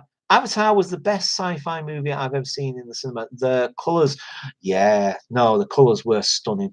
And the picture was absolutely incredible. I think it won Best Picture the year it came out. I've no idea, Dan, but I totally agree with you. In fact, I did a painting of it, didn't I?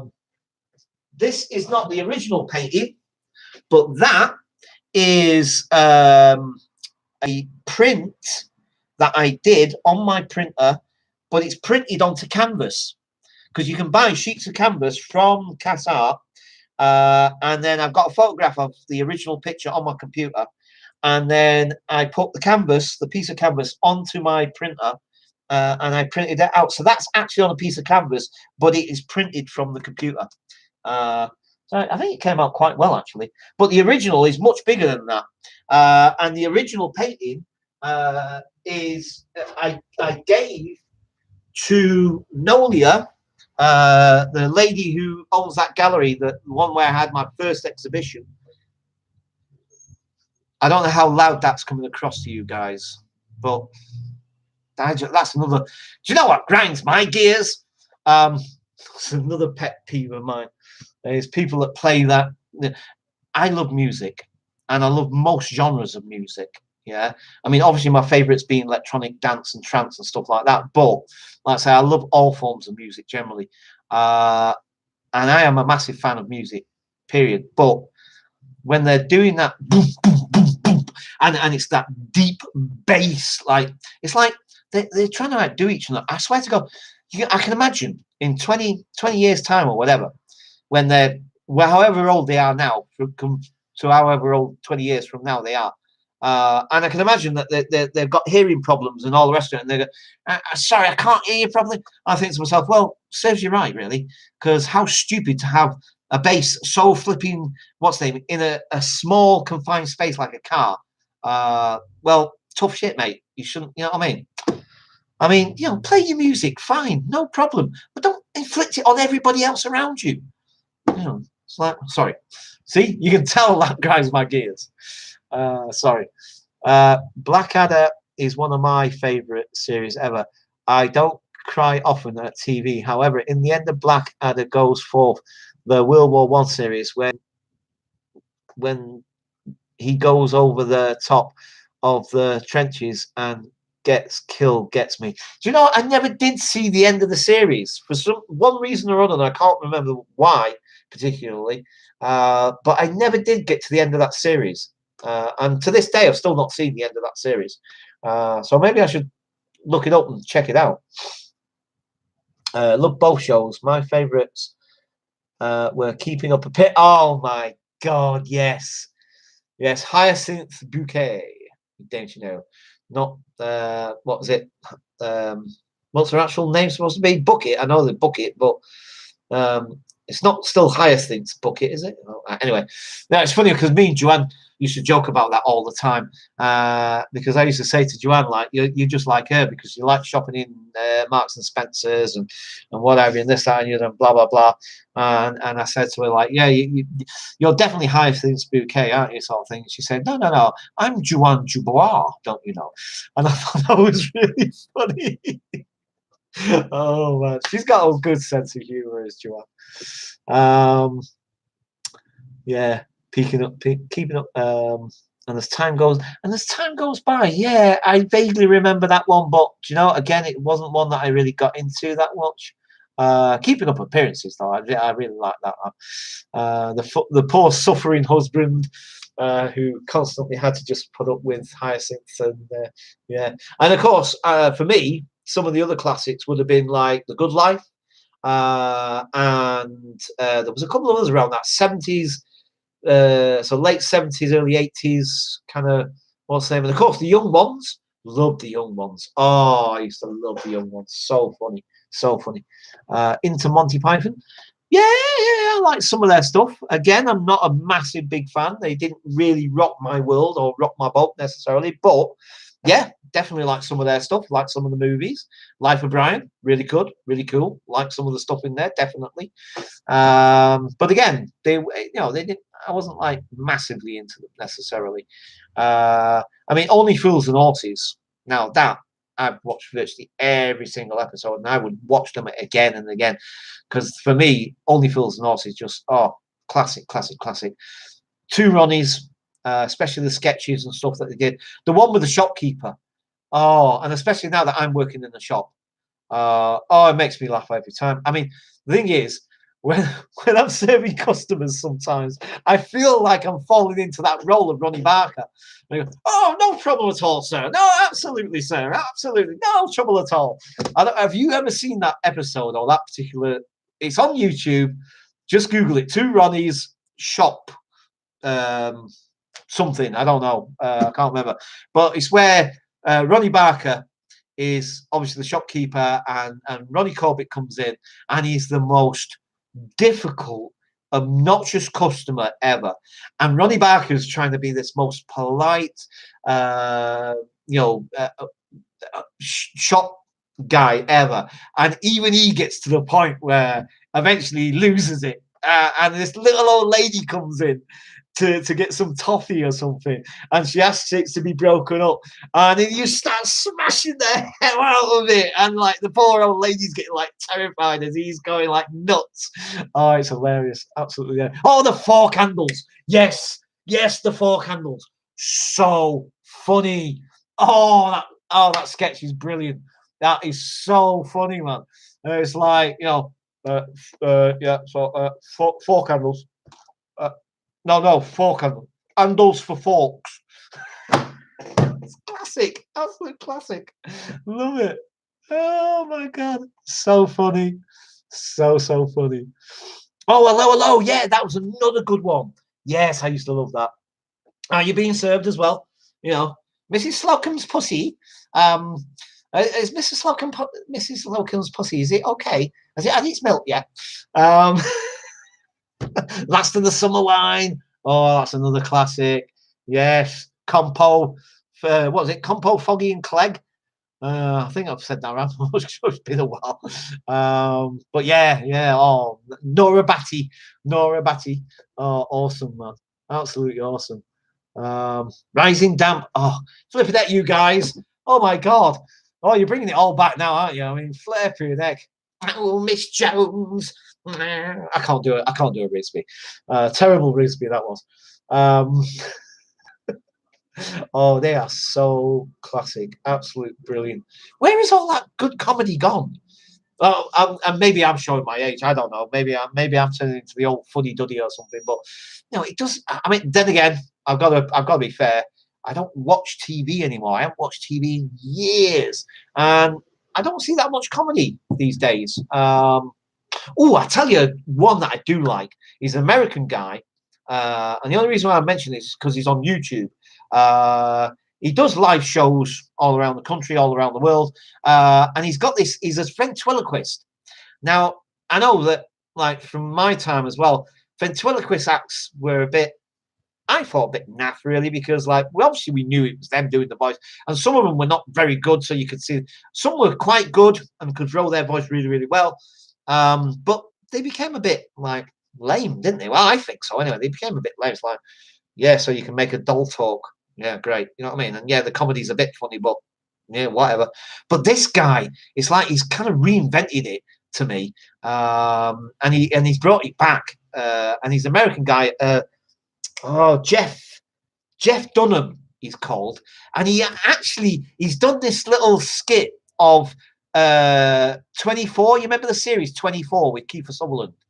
Because he's got a slight look of Kiefer Sutherland about him. Do you know what I mean? He bears a resemblance. Do you know what I mean? He's not an exact what's name, but there's a resemblance there. You can see him and he does this skit of it, and he's got this puppet. Oh yeah. So Dave, you heard of Jeff Dunham? Yeah. Oh, and that what's the name? What is it? Ahmed the what is it? Ahmed the dead terrorist or something?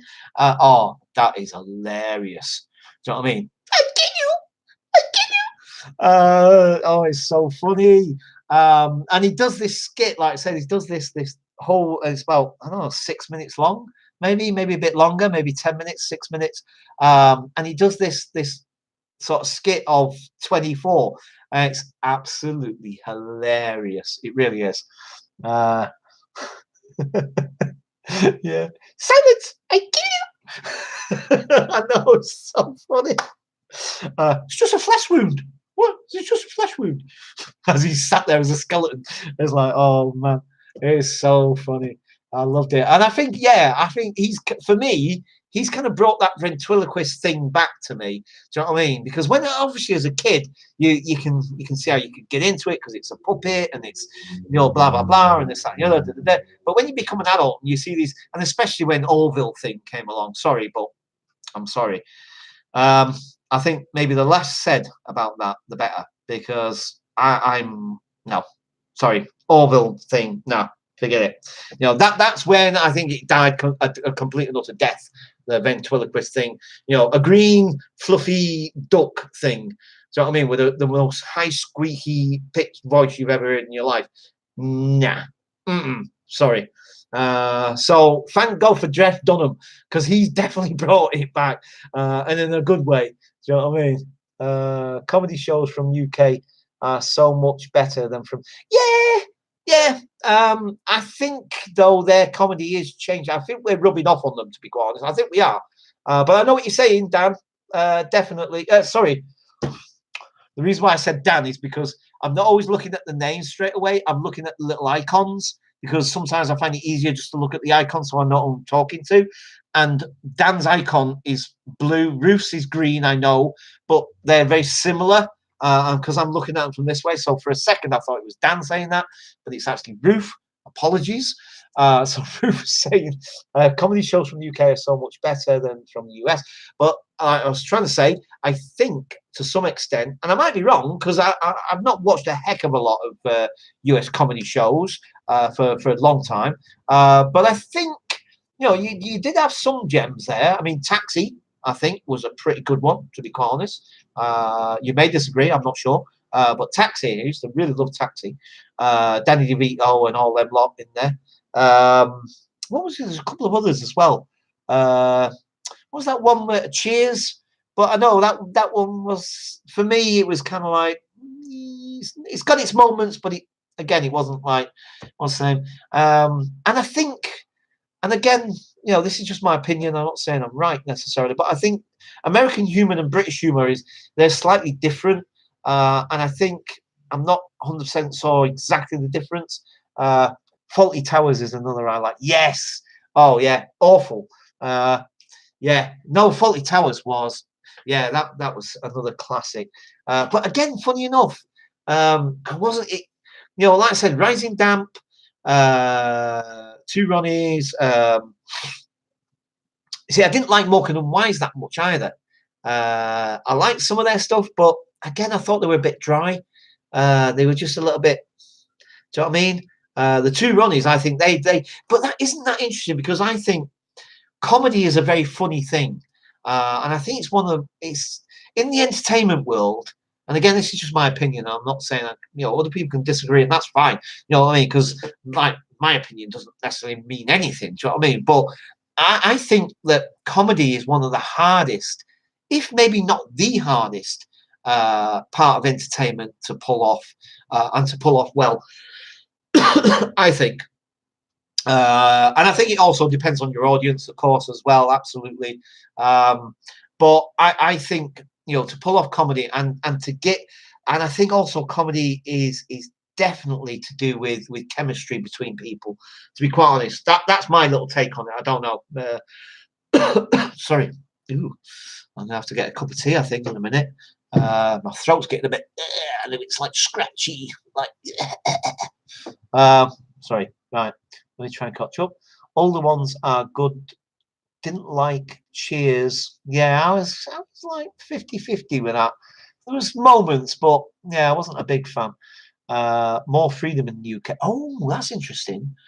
Oh, right. Yeah. One of the things about, and that's definitely a difference I've seen, but I think, again, that's something that's changing within your political system, is that it's been a tradition in this country since the time of a magazine that used to be, I think it still exists, called Punch.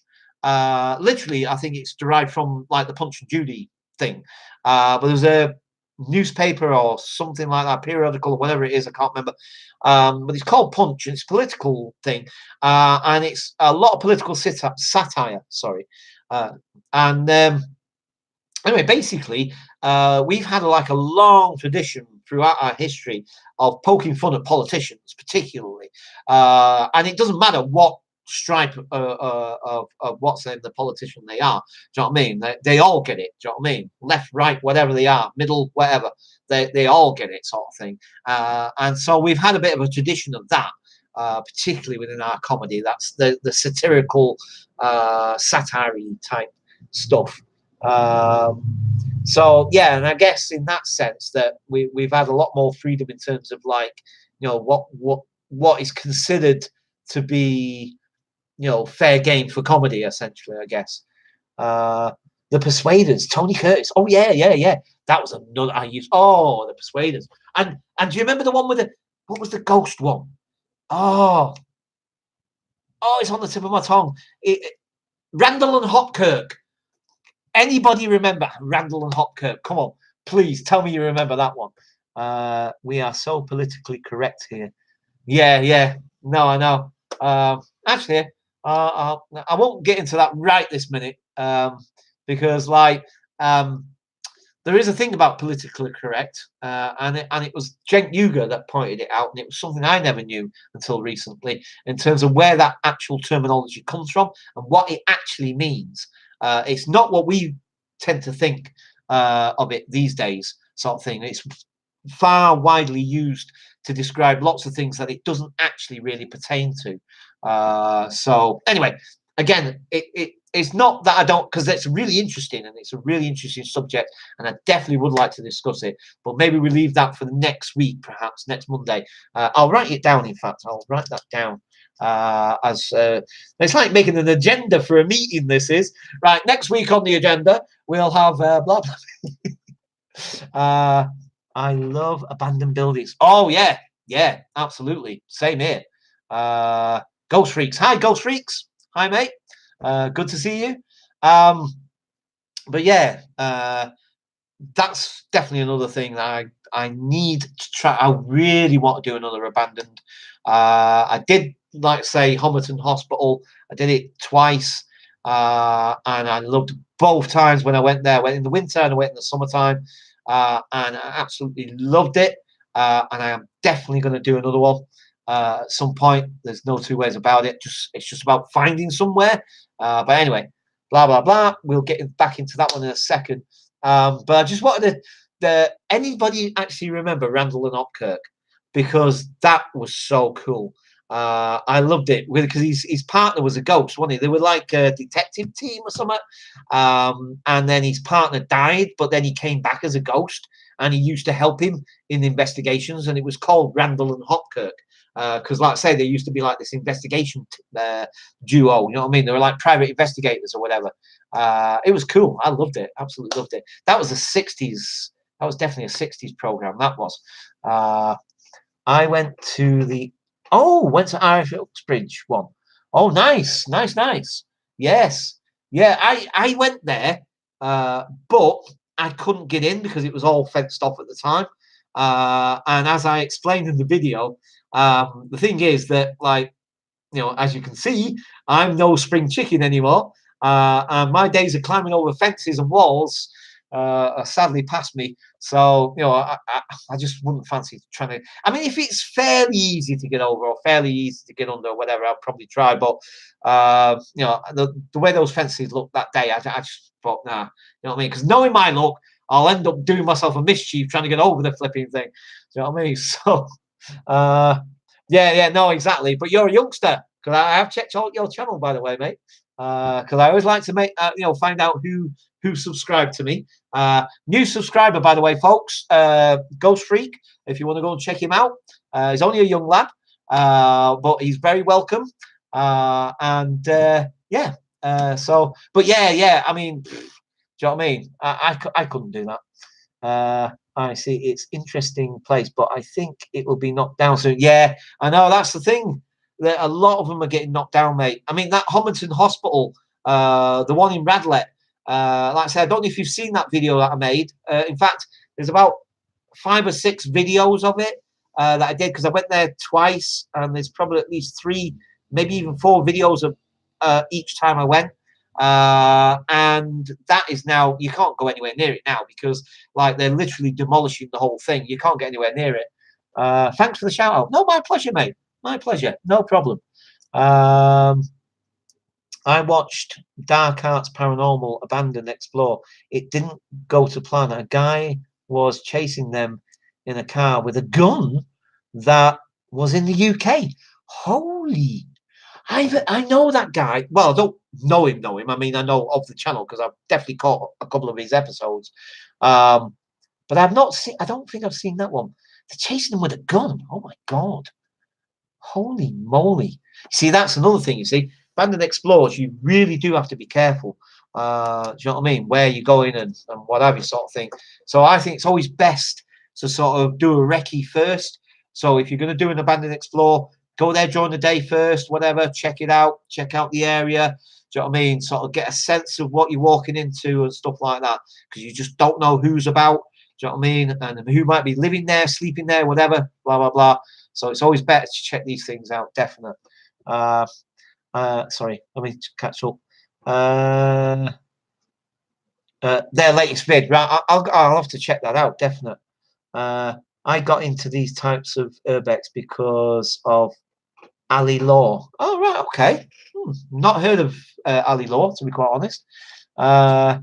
It was nail biting stuff. Yeah, it's dangerous. No, absolutely. I mean, it's funny because like I watch a lot of the urbex guys in America, and there's one that I watched. Now, to be quite honest, some of them I take with a bit of pinch of salt.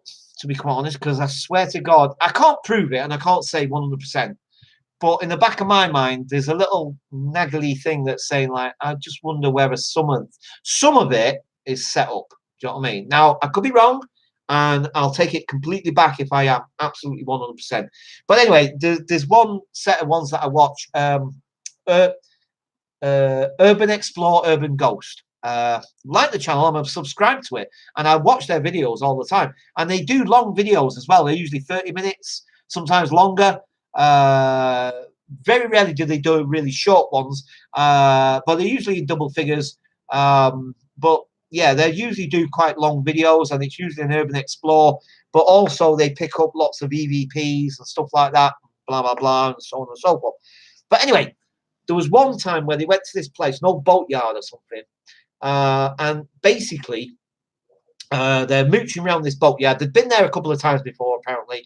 And anyway, they found these satanic symbols on the ground and so on and so forth. And then this guy appears, right?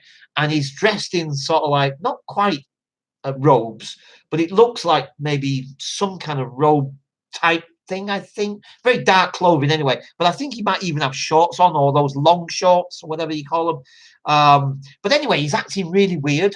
He's acting really, really weird. And he keeps going to them, why are you in the house of Satan? Go from the house of Satan and all this. Anyway, like I say, just acting really, really weird. So Urban Ghost and Exploration guy, he's a big guy, he's a big fella. Do you know what I mean? He's about my age or maybe a little bit younger. But he's a big fella. Do you know what I mean? Tall and wide as with it, sort of thing. And anyway, so he confronts this guy. And then at one point, because the guy's not backing up, he keeps walking, but he keeps warning him, go away, mate, blah blah blah. We're just doing a video, blah blah blah blah. But eventually, he tackles him and he goes for it. And you see this all in the video, and he's hitting him and this. Well, supposedly, because again, I don't know. Maybe you guys watch it and tell me what you think. It just felt a little staged to me. Now, like I said, fair play. If I'm wrong on that, then I'm more than willing to say, like, right, hold my hands up. I was completely wrong, and I'm sorry. Fair play to you. It was a real experience, and it was a real dangerous situation, and I'm sorry I doubted it. But I don't know. It just the way the whole thing transpired. I don't know. Maybe I'm wrong. Maybe, like I say, I might be completely wrong. I mean, it was still quite scary to watch, and it was still quite, oh my God, flicking that. You know what I mean? What's going on? But I don't know. There's some little doubt in the back of my mind that I find hard to shake off because I don't know. I mean, it was just the way. Like I say, maybe you guys watch it and tell me what you think. It's a long video though. It's like, I think it's about 50 minutes long or something. They're in this boatyard, and a lot of stuff apparently happens. Doors closing, this, that, and the other. I find some of their stuff a little bit. Oh right, say Dave, you've seen it? Yeah. Urban Ghost Exploration. The guy that was there, I saw that one. Joe was fighting him. So what do you think, Dave? Do you think? Because I don't know. I like to say, fair play, mate. If I'm wrong, I'm wrong. Do you know what I mean? And I'll stand corrected, absolutely. But there was just a sense that the way it all went down.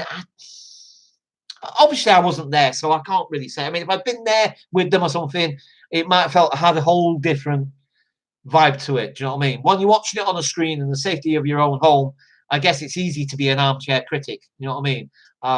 So it's easy to do that sort of thing. But I don't know. Like I said, there was just something about it, and a part of me kind of hopes it was, because the thing is that if that was real and because he was saying that he felt that they were being stalked by either that guy or a group of these people for whatever reason, I kind of hope he's wrong. You know what I mean? Because that's not nice. That's not pleasant, and that's not nice.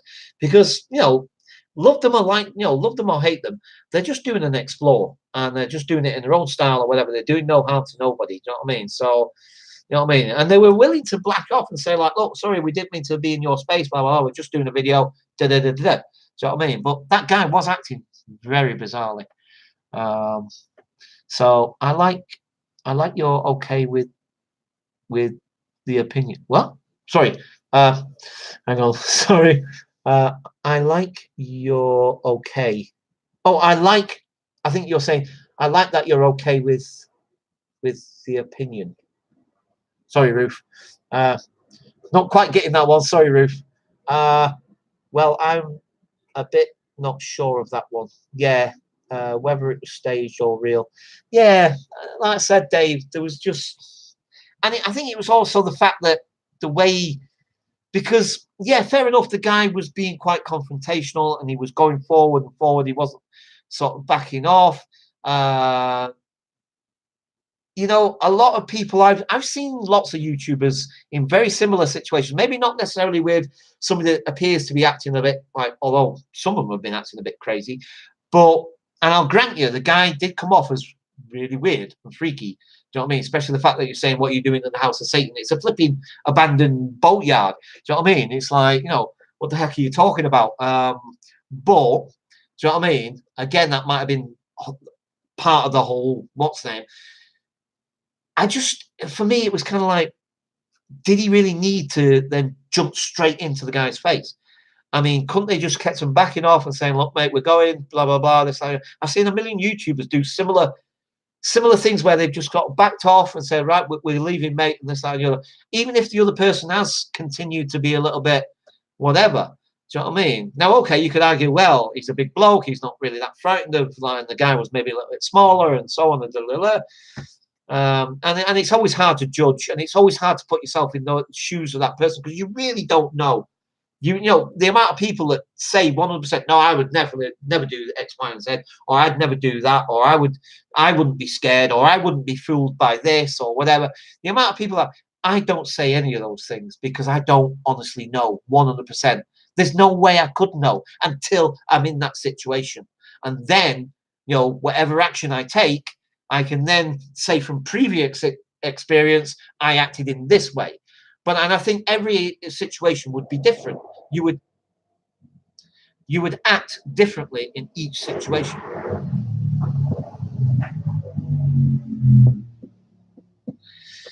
I don't know if it's my age or whether there's some sort of medical issue or whatever it is, but I suspect it's mostly to do with age, but there may be also some sort of medical foundation to it as well, maybe. But I just really struggle with noise these days. I mean, seriously, loud, flipping, intrusive noises. I mean, I never see myself as a person that be like, get off my lawn. Do you know what I mean? Sort of thing. I always see myself as quite a liberal, quite a easygoing, quite, what's the name sort of person. Do you know what I mean? That I'm not necessarily that uptight. Although, yeah, I mean, I think as I'm getting older, I am definitely getting a bit more like that. As I'm getting older, I'm definitely. But I don't know what it is about noise. Just for some reason, just loud noises. Do you know what I mean? It's just like everywhere I go, it's just like noise, noise, noise. And I just seem to be noticing it more than I ever remember noticing noise. Whatever. So let me catch up with what you guys are talking about. Sorry, I agree with your. Oh, sorry. Right. I agree with your opinion on the videos. Yes, Ruth, definitely. The damn spell check gets me every time. Yeah, don't worry. You don't have to worry. Like I said to you, I'm dyslexic and I can't spell to save my life, Ruth. I seriously. Do you know what I mean? So you don't have to worry about it. Do you know what I mean? And like I say, I'm not picking you up on it, Ruth. I'm not. Do you know what I mean? I'm just trying to obviously respond to you as best I can, sort of thing. So it's not your fault, like you say, the bloody computers and stuff and what have you. Supposed to make our life easier, and sometimes they make it damn worse. It's the environment. People are so inconsiderate. Yeah. No, absolutely. The one that, oh my gosh, and Mo Saji done where those satanic guys in the house had to run from the house. That was spooky. Yes. Now again, oh my gosh, and Mo Saji loved them to bits. Absolutely loved those guys. I've done like little, sort of little. I was going to say montage, but it's not montage. Homage. That was it. I've done like a little homage, little video to those guys because I love them. I love their content. I love what they do and what have you. But again, there are times and moments when I'm convinced that they kind of make things up here and there because it obviously makes for a much more interesting video. And again, I'm not knocking it. I'm not. Do you know what I mean? I'm not saying, oh, that's a bad thing and you blah, blah, blah, and this, that, do you know what I mean? Fair play to them. Do you know what I mean? Everybody needs to do whatever they need to do. And that's fair enough. Do you know what I mean? Whatever. But I definitely saw Mo when they were at the Waverly Hills Sanatorium thing. And because he was filming with that other guy that he's now a business partner with, whose name completely escapes me, the racing driver guy, the one from the IndyCar. No, is it Indy racing? Anyway, sorry, I can't remember. But the one where they go around that slopey circuit thing. Anyway, slopey circuit. They like my phraseology. But yeah, so Mo and that guy were filming in the Waverly Sanatorium place, and because they're filming, what's in the same place, but and obviously it was, I forget his name now. He's driving me nuts. again, it's on the tip of my tongue. I've watched his stuff as well. Anyway, so there's a ball, like a football, essentially, or a little beach ball or a red ball or whatever. I can't remember what the color it was. But there was like a kiddie's ball, and like in the other guy's video, as he's sort of panning around, you actually do see Mo kick it. But in Mo's video, he turns around and goes, "Oh no, the ball's moving! How'd that ball move?" But in the other guy, if you go to the other guy's channel and you watch his channel, that moment, at that exact moment, you catch you don't actually see him make contact with the ball, but you see his leg move towards the ball, and then straight away you see the ball rolling. Do you know what I mean? So come on, I mean, flipping heck, man. Do you know what I mean? So there are moments definitely when they do the odd little thing here and there, I'm sure, just because maybe nothing's happening at that moment, it's getting a bit boring. Or what can we do? What was that? Do you know what I mean? So like I say, I'm not going to knock them for it because I'm sure that they do actually pick up some real activity at times. I'm convinced they do. Do you know what I mean? So yeah, but yeah. So that was it's kind of funny as well in a way, sort of thing. But like I say, I'm not knocking them for it. Do you know what I mean? Because I love their stuff and I love their content, and I like them as people. I think they're really genuinely, I could imagine that if I met them in the street or whatever, I'd like them. Do you know what I mean? I think like, yeah, they're nice folk to chat to or whatever sort of thing. You know what I mean? So there's that as well. So right, okay, folks. So we're at the 2-hour mark. To be quite honest, I'm quite happy to carry on for a little bit longer, but I do need to have a tea break. I do definitely need to go and get myself a cup of tea. So if you guys want to avail yourself of cups of tea or biscuits or whatever, this is probably a good time to do it. The live stream is not finished. Like I say, I don't know about you guys, but I'm quite happy to carry on for at least maybe another 30 minutes or so. I'm quite happy to do that because I'm quite enjoying this. I don't know about you guys. I've noticed that the viewership is up and down. And I'm not going to finish that statement, sorry. My head, sorry, sometimes. But yes, the viewership is, at one point we were at 7 viewers. We're back down to 5. Then we was up to 6, and then it went down to 4, then it went back up. But that's cool. Do you know what I mean? That's the nature of live stream. Right. I definitely need to get a cup of tea. So if you don't worry, guys, please don't think I've gone anywhere. So if you just want to let me know that you are aware of the fact that I'm just literally going to make myself a cup of tea. In fact, I'll try and keep talking as I'm making the cup of tea, but it might be a bit difficult because this camera's not got the best sound quality on it. Right, I'm going to make a cup of tea, guys. Give me a thumbs up if you, yeah? No? Yeah? No? Nobody's responding.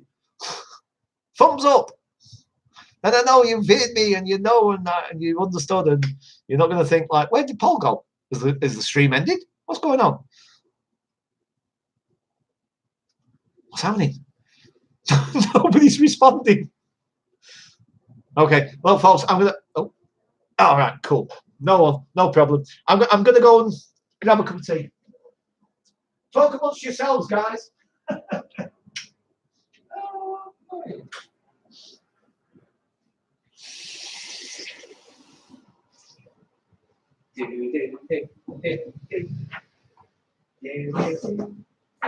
Yes, you might hear me still pottering about, so at least I'm still here.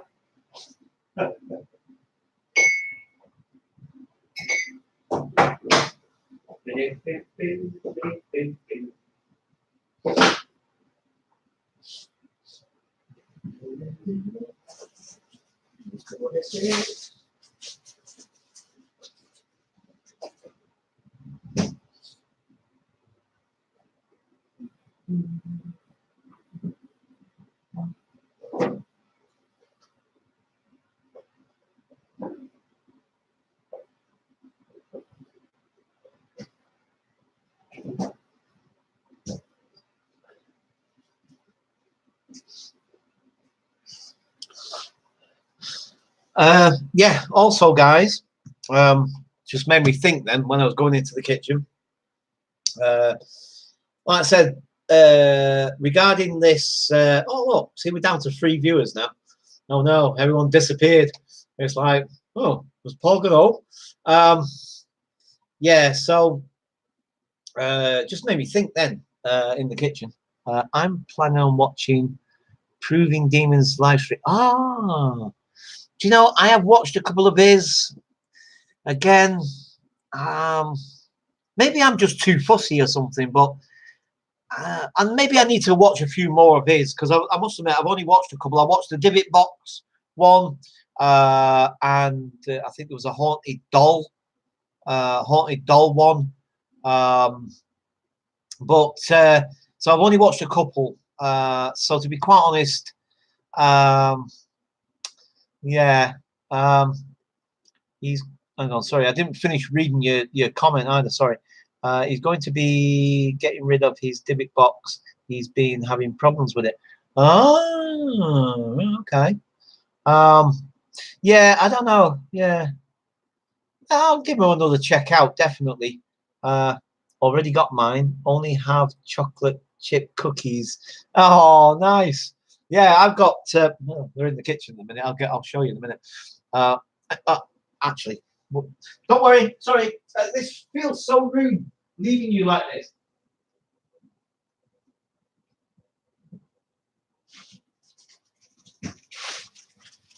See, these are the chocolate biscuits that I'm having. You see, they're from Sainsbury's.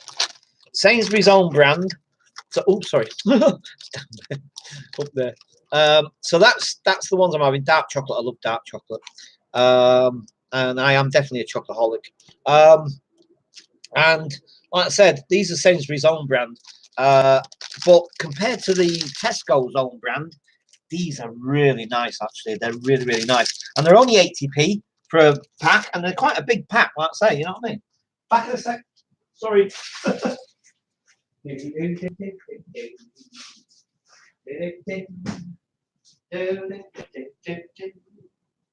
See, I wish I could bring you with me into the kitchen. I don't know if you can hear me, by the way. Yeah, I'd love to be able to bring you in the kitchen. That's what I was trying to say about getting that bonus. That's another thing I'm thinking of doing, is getting one of these like iPhone things or Android phones, whatever. Because if I live stream, then I can go out and about, which will be really cool. And if I'm doing it at home here, instead of doing it with the webcam, maybe do the live stream with my phone, let's say, and then I can, if I need to go and make a cup of tea, I can take you guys with me, and you know, at least we can carry on the conversation. It feels very rude me leaving whilst I'm trying to have a conversation with you guys, and me getting up and just you staring at I was going to say blank wall, but obviously it's not blank. But do you know what I mean? I bet, you know, a wall. Do you know what I mean? Even if it has got some pictures on it. Paul, it's okay. We understand. I know. Sorry, it's just like I said before, I'm a sensitive soul, and you know, and I do care about people, and I care about people's. What's the word I'm looking for? There's a word and it's completely escaping me. Disposition, perhaps. No, that's not quite the right word I'm looking for. Anyway, but you know, so you know, I like people to be happy, essentially. So, it is a solid chocolate cookie or chocolate. Oh, right, yeah. I got you. I'll show you in a sec because I'm about to bring it in. Because I'm about to do my. Yes, we can hear you. We can hear you. Sound is amazing. Oh, right. Oh. iPhones are amazing. Great sound quality. I'm definitely going to look into that. Yeah, I mean, that camera I've got, actually, it's a Logitech, and it's not too bad as it goes. All right, 1 second, Paul. Put some milk in my tea.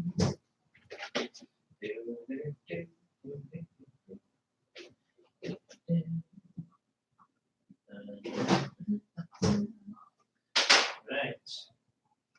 Okay. Yeah, this webcam that I've got another one here that's on top of the screen as well. But this Logitech one, yeah, it's not bad actually. And in terms of the quality of the picture as well, it's not too bad at all. Oh yeah, That's the chocolate biscuit. It's a digestive, essentially, digestive dark chocolate biscuit, but it's a generic one. Like I say, it's Sainsbury's own brand.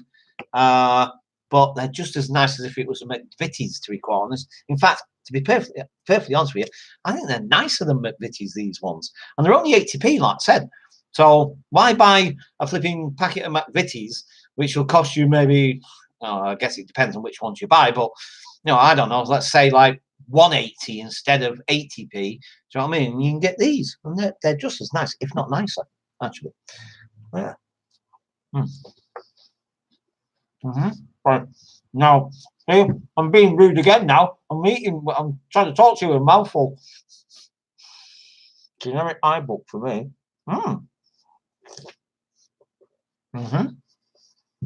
Yeah. I mean, that's the thing, isn't it, really, when you think about it? When you think about this world that we live in, right? It's all about,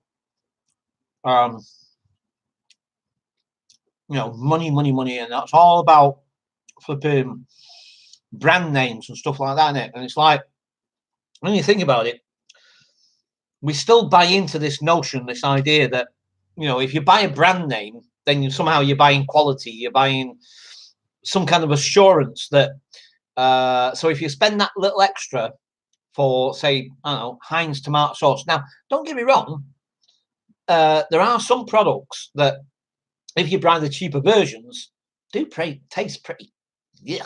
Do you know what I mean? Compared to the brand names, you know what I mean? And also, if you get used to a brand over years, especially if you're weaned on it from a child or whatever sort of thing, that it also becomes more difficult to break that, trying a more generic brand of something, and it either tastes not the same or you don't like it or whatever, blah blah blah. Mainly because, like I say, you've kind of been indoctrinated into that idea that somehow it being the brand name means that it's better in some way. Do you know what I mean? And that might have been the case years ago, maybe. Do you know what I mean? But I think more and more these days, particularly more and more these days, I think you find that a lot of these generic brands now, whatever it is, whether it's biscuits, whether it's tomato sauce, whatever it is, I think you'll find that more and more, a lot of these generic brands, these smaller companies, particularly online, you see it more and more online and stuff. You know what I mean? There's all these little different companies that seem to be springing up, selling like dog food, cat food, or whatever. It could be anything, all manner of different goods and stuff like that. But instead of just being like, years ago where some Joe Blogs in a flipping shed somewhere would make, whatever sort of thing, and then try flogging it to a supermarket somewhere, or even just trying to flog it in their own backyard or whatever. And it turns out that it's just like, they've used the most cheapest basic things ever, and it just tastes absolutely whatever, pretty gross. But now and more, I think you're finding that a lot of these little homespun sort of little businesses and stuff, they're actually making the effort, because they know they're in such competition with particularly the bigger brands and so forth, that they're actually making the effort and actually spending that little bit more to make their products that little bit more special and a little bit more, and using much more better quality ingredients and stuff, because they know they need to get that edge on these huge multinational companies. You know what I mean? That they need something that's going to give them that little edge. So I think you're finding more and more these days that sort of generic brands of stuff, I think the quality is getting better in them. Do you know what I mean? For those very reasons, because they've got to compete with the big boys. You know what I mean? So, Paul, I hope that was a bug that flew past. You looked at it. Past you. It looked like an orb. Really? I never saw a damn thing. I guess I was too busy rabbiting. Oh, mind you, it'd be recorded, you see. Okay, timestamp. Right. It's 2:18. So we'll be going for 2 hours and 18 minutes, 41 seconds, 42 now. Do you know exactly, roughly? So, right, let's timestamp that. Let me put that down. And then when I go back and check it, we can have a little look at it. So 218, and it was 42, I think, something like that. But if you manage to note that, just let me know. But I think it was 42 at that point. But I'm sure it's just a bit further back from there, isn't it? I don't think it was too far. Pen's running out. Don't run out now, pen. Right, got it. 218.42. And if I just scroll it back a little bit from there, hopefully we might find that. That'd be interesting. I'm going to check that out, mate. So yeah, biscuit. Hang on. Yeah, you to your right hand side when you took a bite of your biscuit. Oh, excuse me. Sorry. Ah, right. Okay. Yeah, let's do it again. See what happens, if anything. All right. Just an excuse to eat some more of my biscuit, actually. Oh, oh, nice biscuit. Right. Anyway,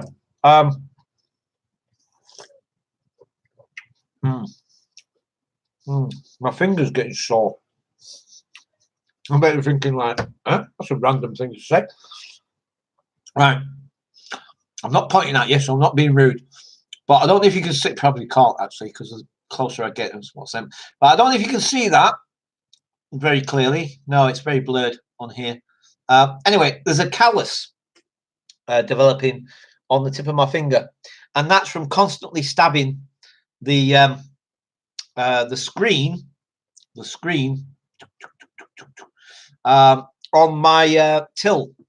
So because like we got obviously till screens with all the products listed, and you've got to stab the little box, and then you get what's the name, and then you go for the cup, and yeah, the till. Yeah, thanks. And oh boy, after a bit of time of doing that, I tell you, constantly doing that, I'm now getting a callus. It's getting hard skin, but it's also very sore at the moment there.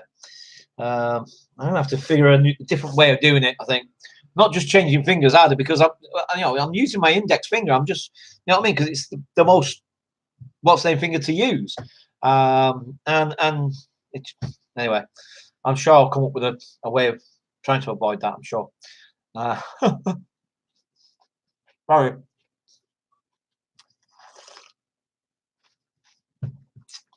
Oh God, that's nice.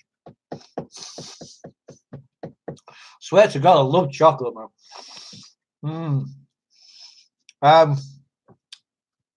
I mean, they reckon that it's chocolate releases the same endorphins that sex does. Apparently, that's what they say. So, I guess maybe. But I'll tell you one thing: I do. I love chocolates, particularly dark chocolate. Pity you didn't have a what? Stylus. Does that say stylus? Sorry, I think it says stylus. Stylus pen. Oh, I think I know what you mean. Those what's it that you come with electronic gadgets and stuff, and you can kind of write with them and all that sort of thing. I think that's what you mean, isn't it? Yeah. Sorry, took me a minute. You see, because don't forget, I'm not again. Sorry, Dave. I'm not sure exactly how old you are. But you see, I'm 53, and when you say stylus, the first thing that comes into my head is from a record player. If you actually know what a record player is. God, I mean, I know I'm old, but flipping it. But yeah, so the little needle, or they call it a stylus. So that's what it was called. But I suppose it's the same, or similar thing, I guess. Anyway, yeah, sorry, I've got you now. Sorry. Oh boy, that's good. Also, wow. Sometimes you see that's the thing, isn't it? Unlike when you're having a face-to-face conversation with people, you lose a lot of context. Do you know what I mean? You lose the facial expressions. You lose, especially if you're having more than a two-way conversation. You know what I mean? You're having a kind of three-way or four-way conversation or whatever. And because I must admit, Ruth, that's good also. And now I'm going to have to try and read and to try to put it into some context, you see. Sorry, because I don't know what he's referring to. Sorry. It's not you, Ruth. Don't worry. It's not you. It's just the nature of the way we're interacting. That's all. It just makes communication for human beings, because of course we're very. That's essentially what we're all about, isn't it? It's communication. We communicate with each other all the time, and they reckon this is fascinating. This really fascinates me. I'd love to do a bit more research into this, to be quite honest, because I find it really, really interesting. And I use this as part of my original work when I was delivering the cuff training, because I used to train like probation officers, police officers, prison officers. I used to train psychologists, psychiatrists, all in this thing called the KUF, which was Knowledge and Understanding Framework. And I used to use this as part of the training, that where I used to say to them, like, it's really fascinating and interesting that, and it's a really high proportion. I think it's something like 90. I don't know if it's 90 something. It's at least 90% of human communication is non-verbal. Did you know that 90% of human communication is non-verbal? And that's, to me, is mind-blowing and astounding. Do you know what I mean? Because a lot of it is body language, it's facial expressions, and so forth and so on. It's amazing how we read each other and read things from each other that way. It's fascinating. It's really, truly fascinating. Paul, I have to go. Been great chatting with you. Yeah, same here, Dave. Absolutely loved it, mate. Thank you very much for joining us. It's been my pleasure as well. Absolutely fantastic. Oh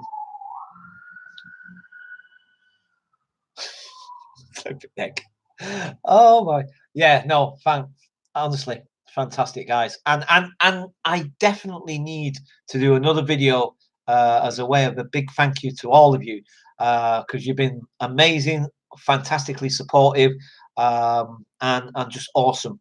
By the way, Dave, just because, in case you haven't quite gone yet, that I've just seen a fly literally fly past me. That may be what the orb was, possibly. I'm just saying. I don't know. It's there now. It's on this side of me. And there. I've just seen it just go past my. I was saying. So that might be what you just saw. There's a little fly buzzing around, but maybe that wasn't it. So, but anyway, I'll go back and check anyway. Cool. Sorry, lost my thread. Where are we? It's above. It's above Dave Styler's comment about rubber. Oh, thank you, Ruth. Sorry, I got you. Right. Sorry, Ruth. Sorry. Like I say, it's part of my dyslexia. And it's part of the way that we have to interact in through comments and stuff. And like I said, it's the lack of those ingredients that we normally have as human beings having conversations where we're face to face. Do you know what I mean? So therefore, we miss out on cues and clues. Because like I just said, 90%, and I think it might be higher than that. I'm not 100% now, but something like 90% of human communication is non-verbal. And like I said, I just find that fascinating. Yeah, cool, no problem. But yeah, so okay, it's now 9:30. It's getting near my bedtime, sadly. I don't really necessarily want this to end either just yet, but excuse me, sorry. But it looks like we're down to 3 viewers, and we've been at it for 2 hours now. Well, sorry, 2.5 hours now.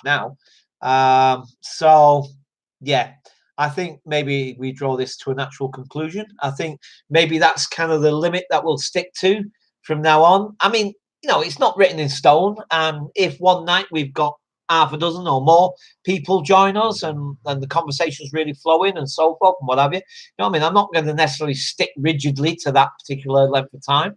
But I think for now, particularly because, like, obviously we don't have a heck of a lot of people joining these live streams at the moment, and as time goes on, hopefully it'll grow anyway. So I think 2 hours is about right. So okay, so I'm going to love you and leave you all. It's been fantastic yet again. So don't forget, next Monday, 6 p.m., same time, same place, and we're going to do it all again. So cool, guys. So I'll catch you guys soon, and nighty night, and hope you have a good one. Bye for now, guys.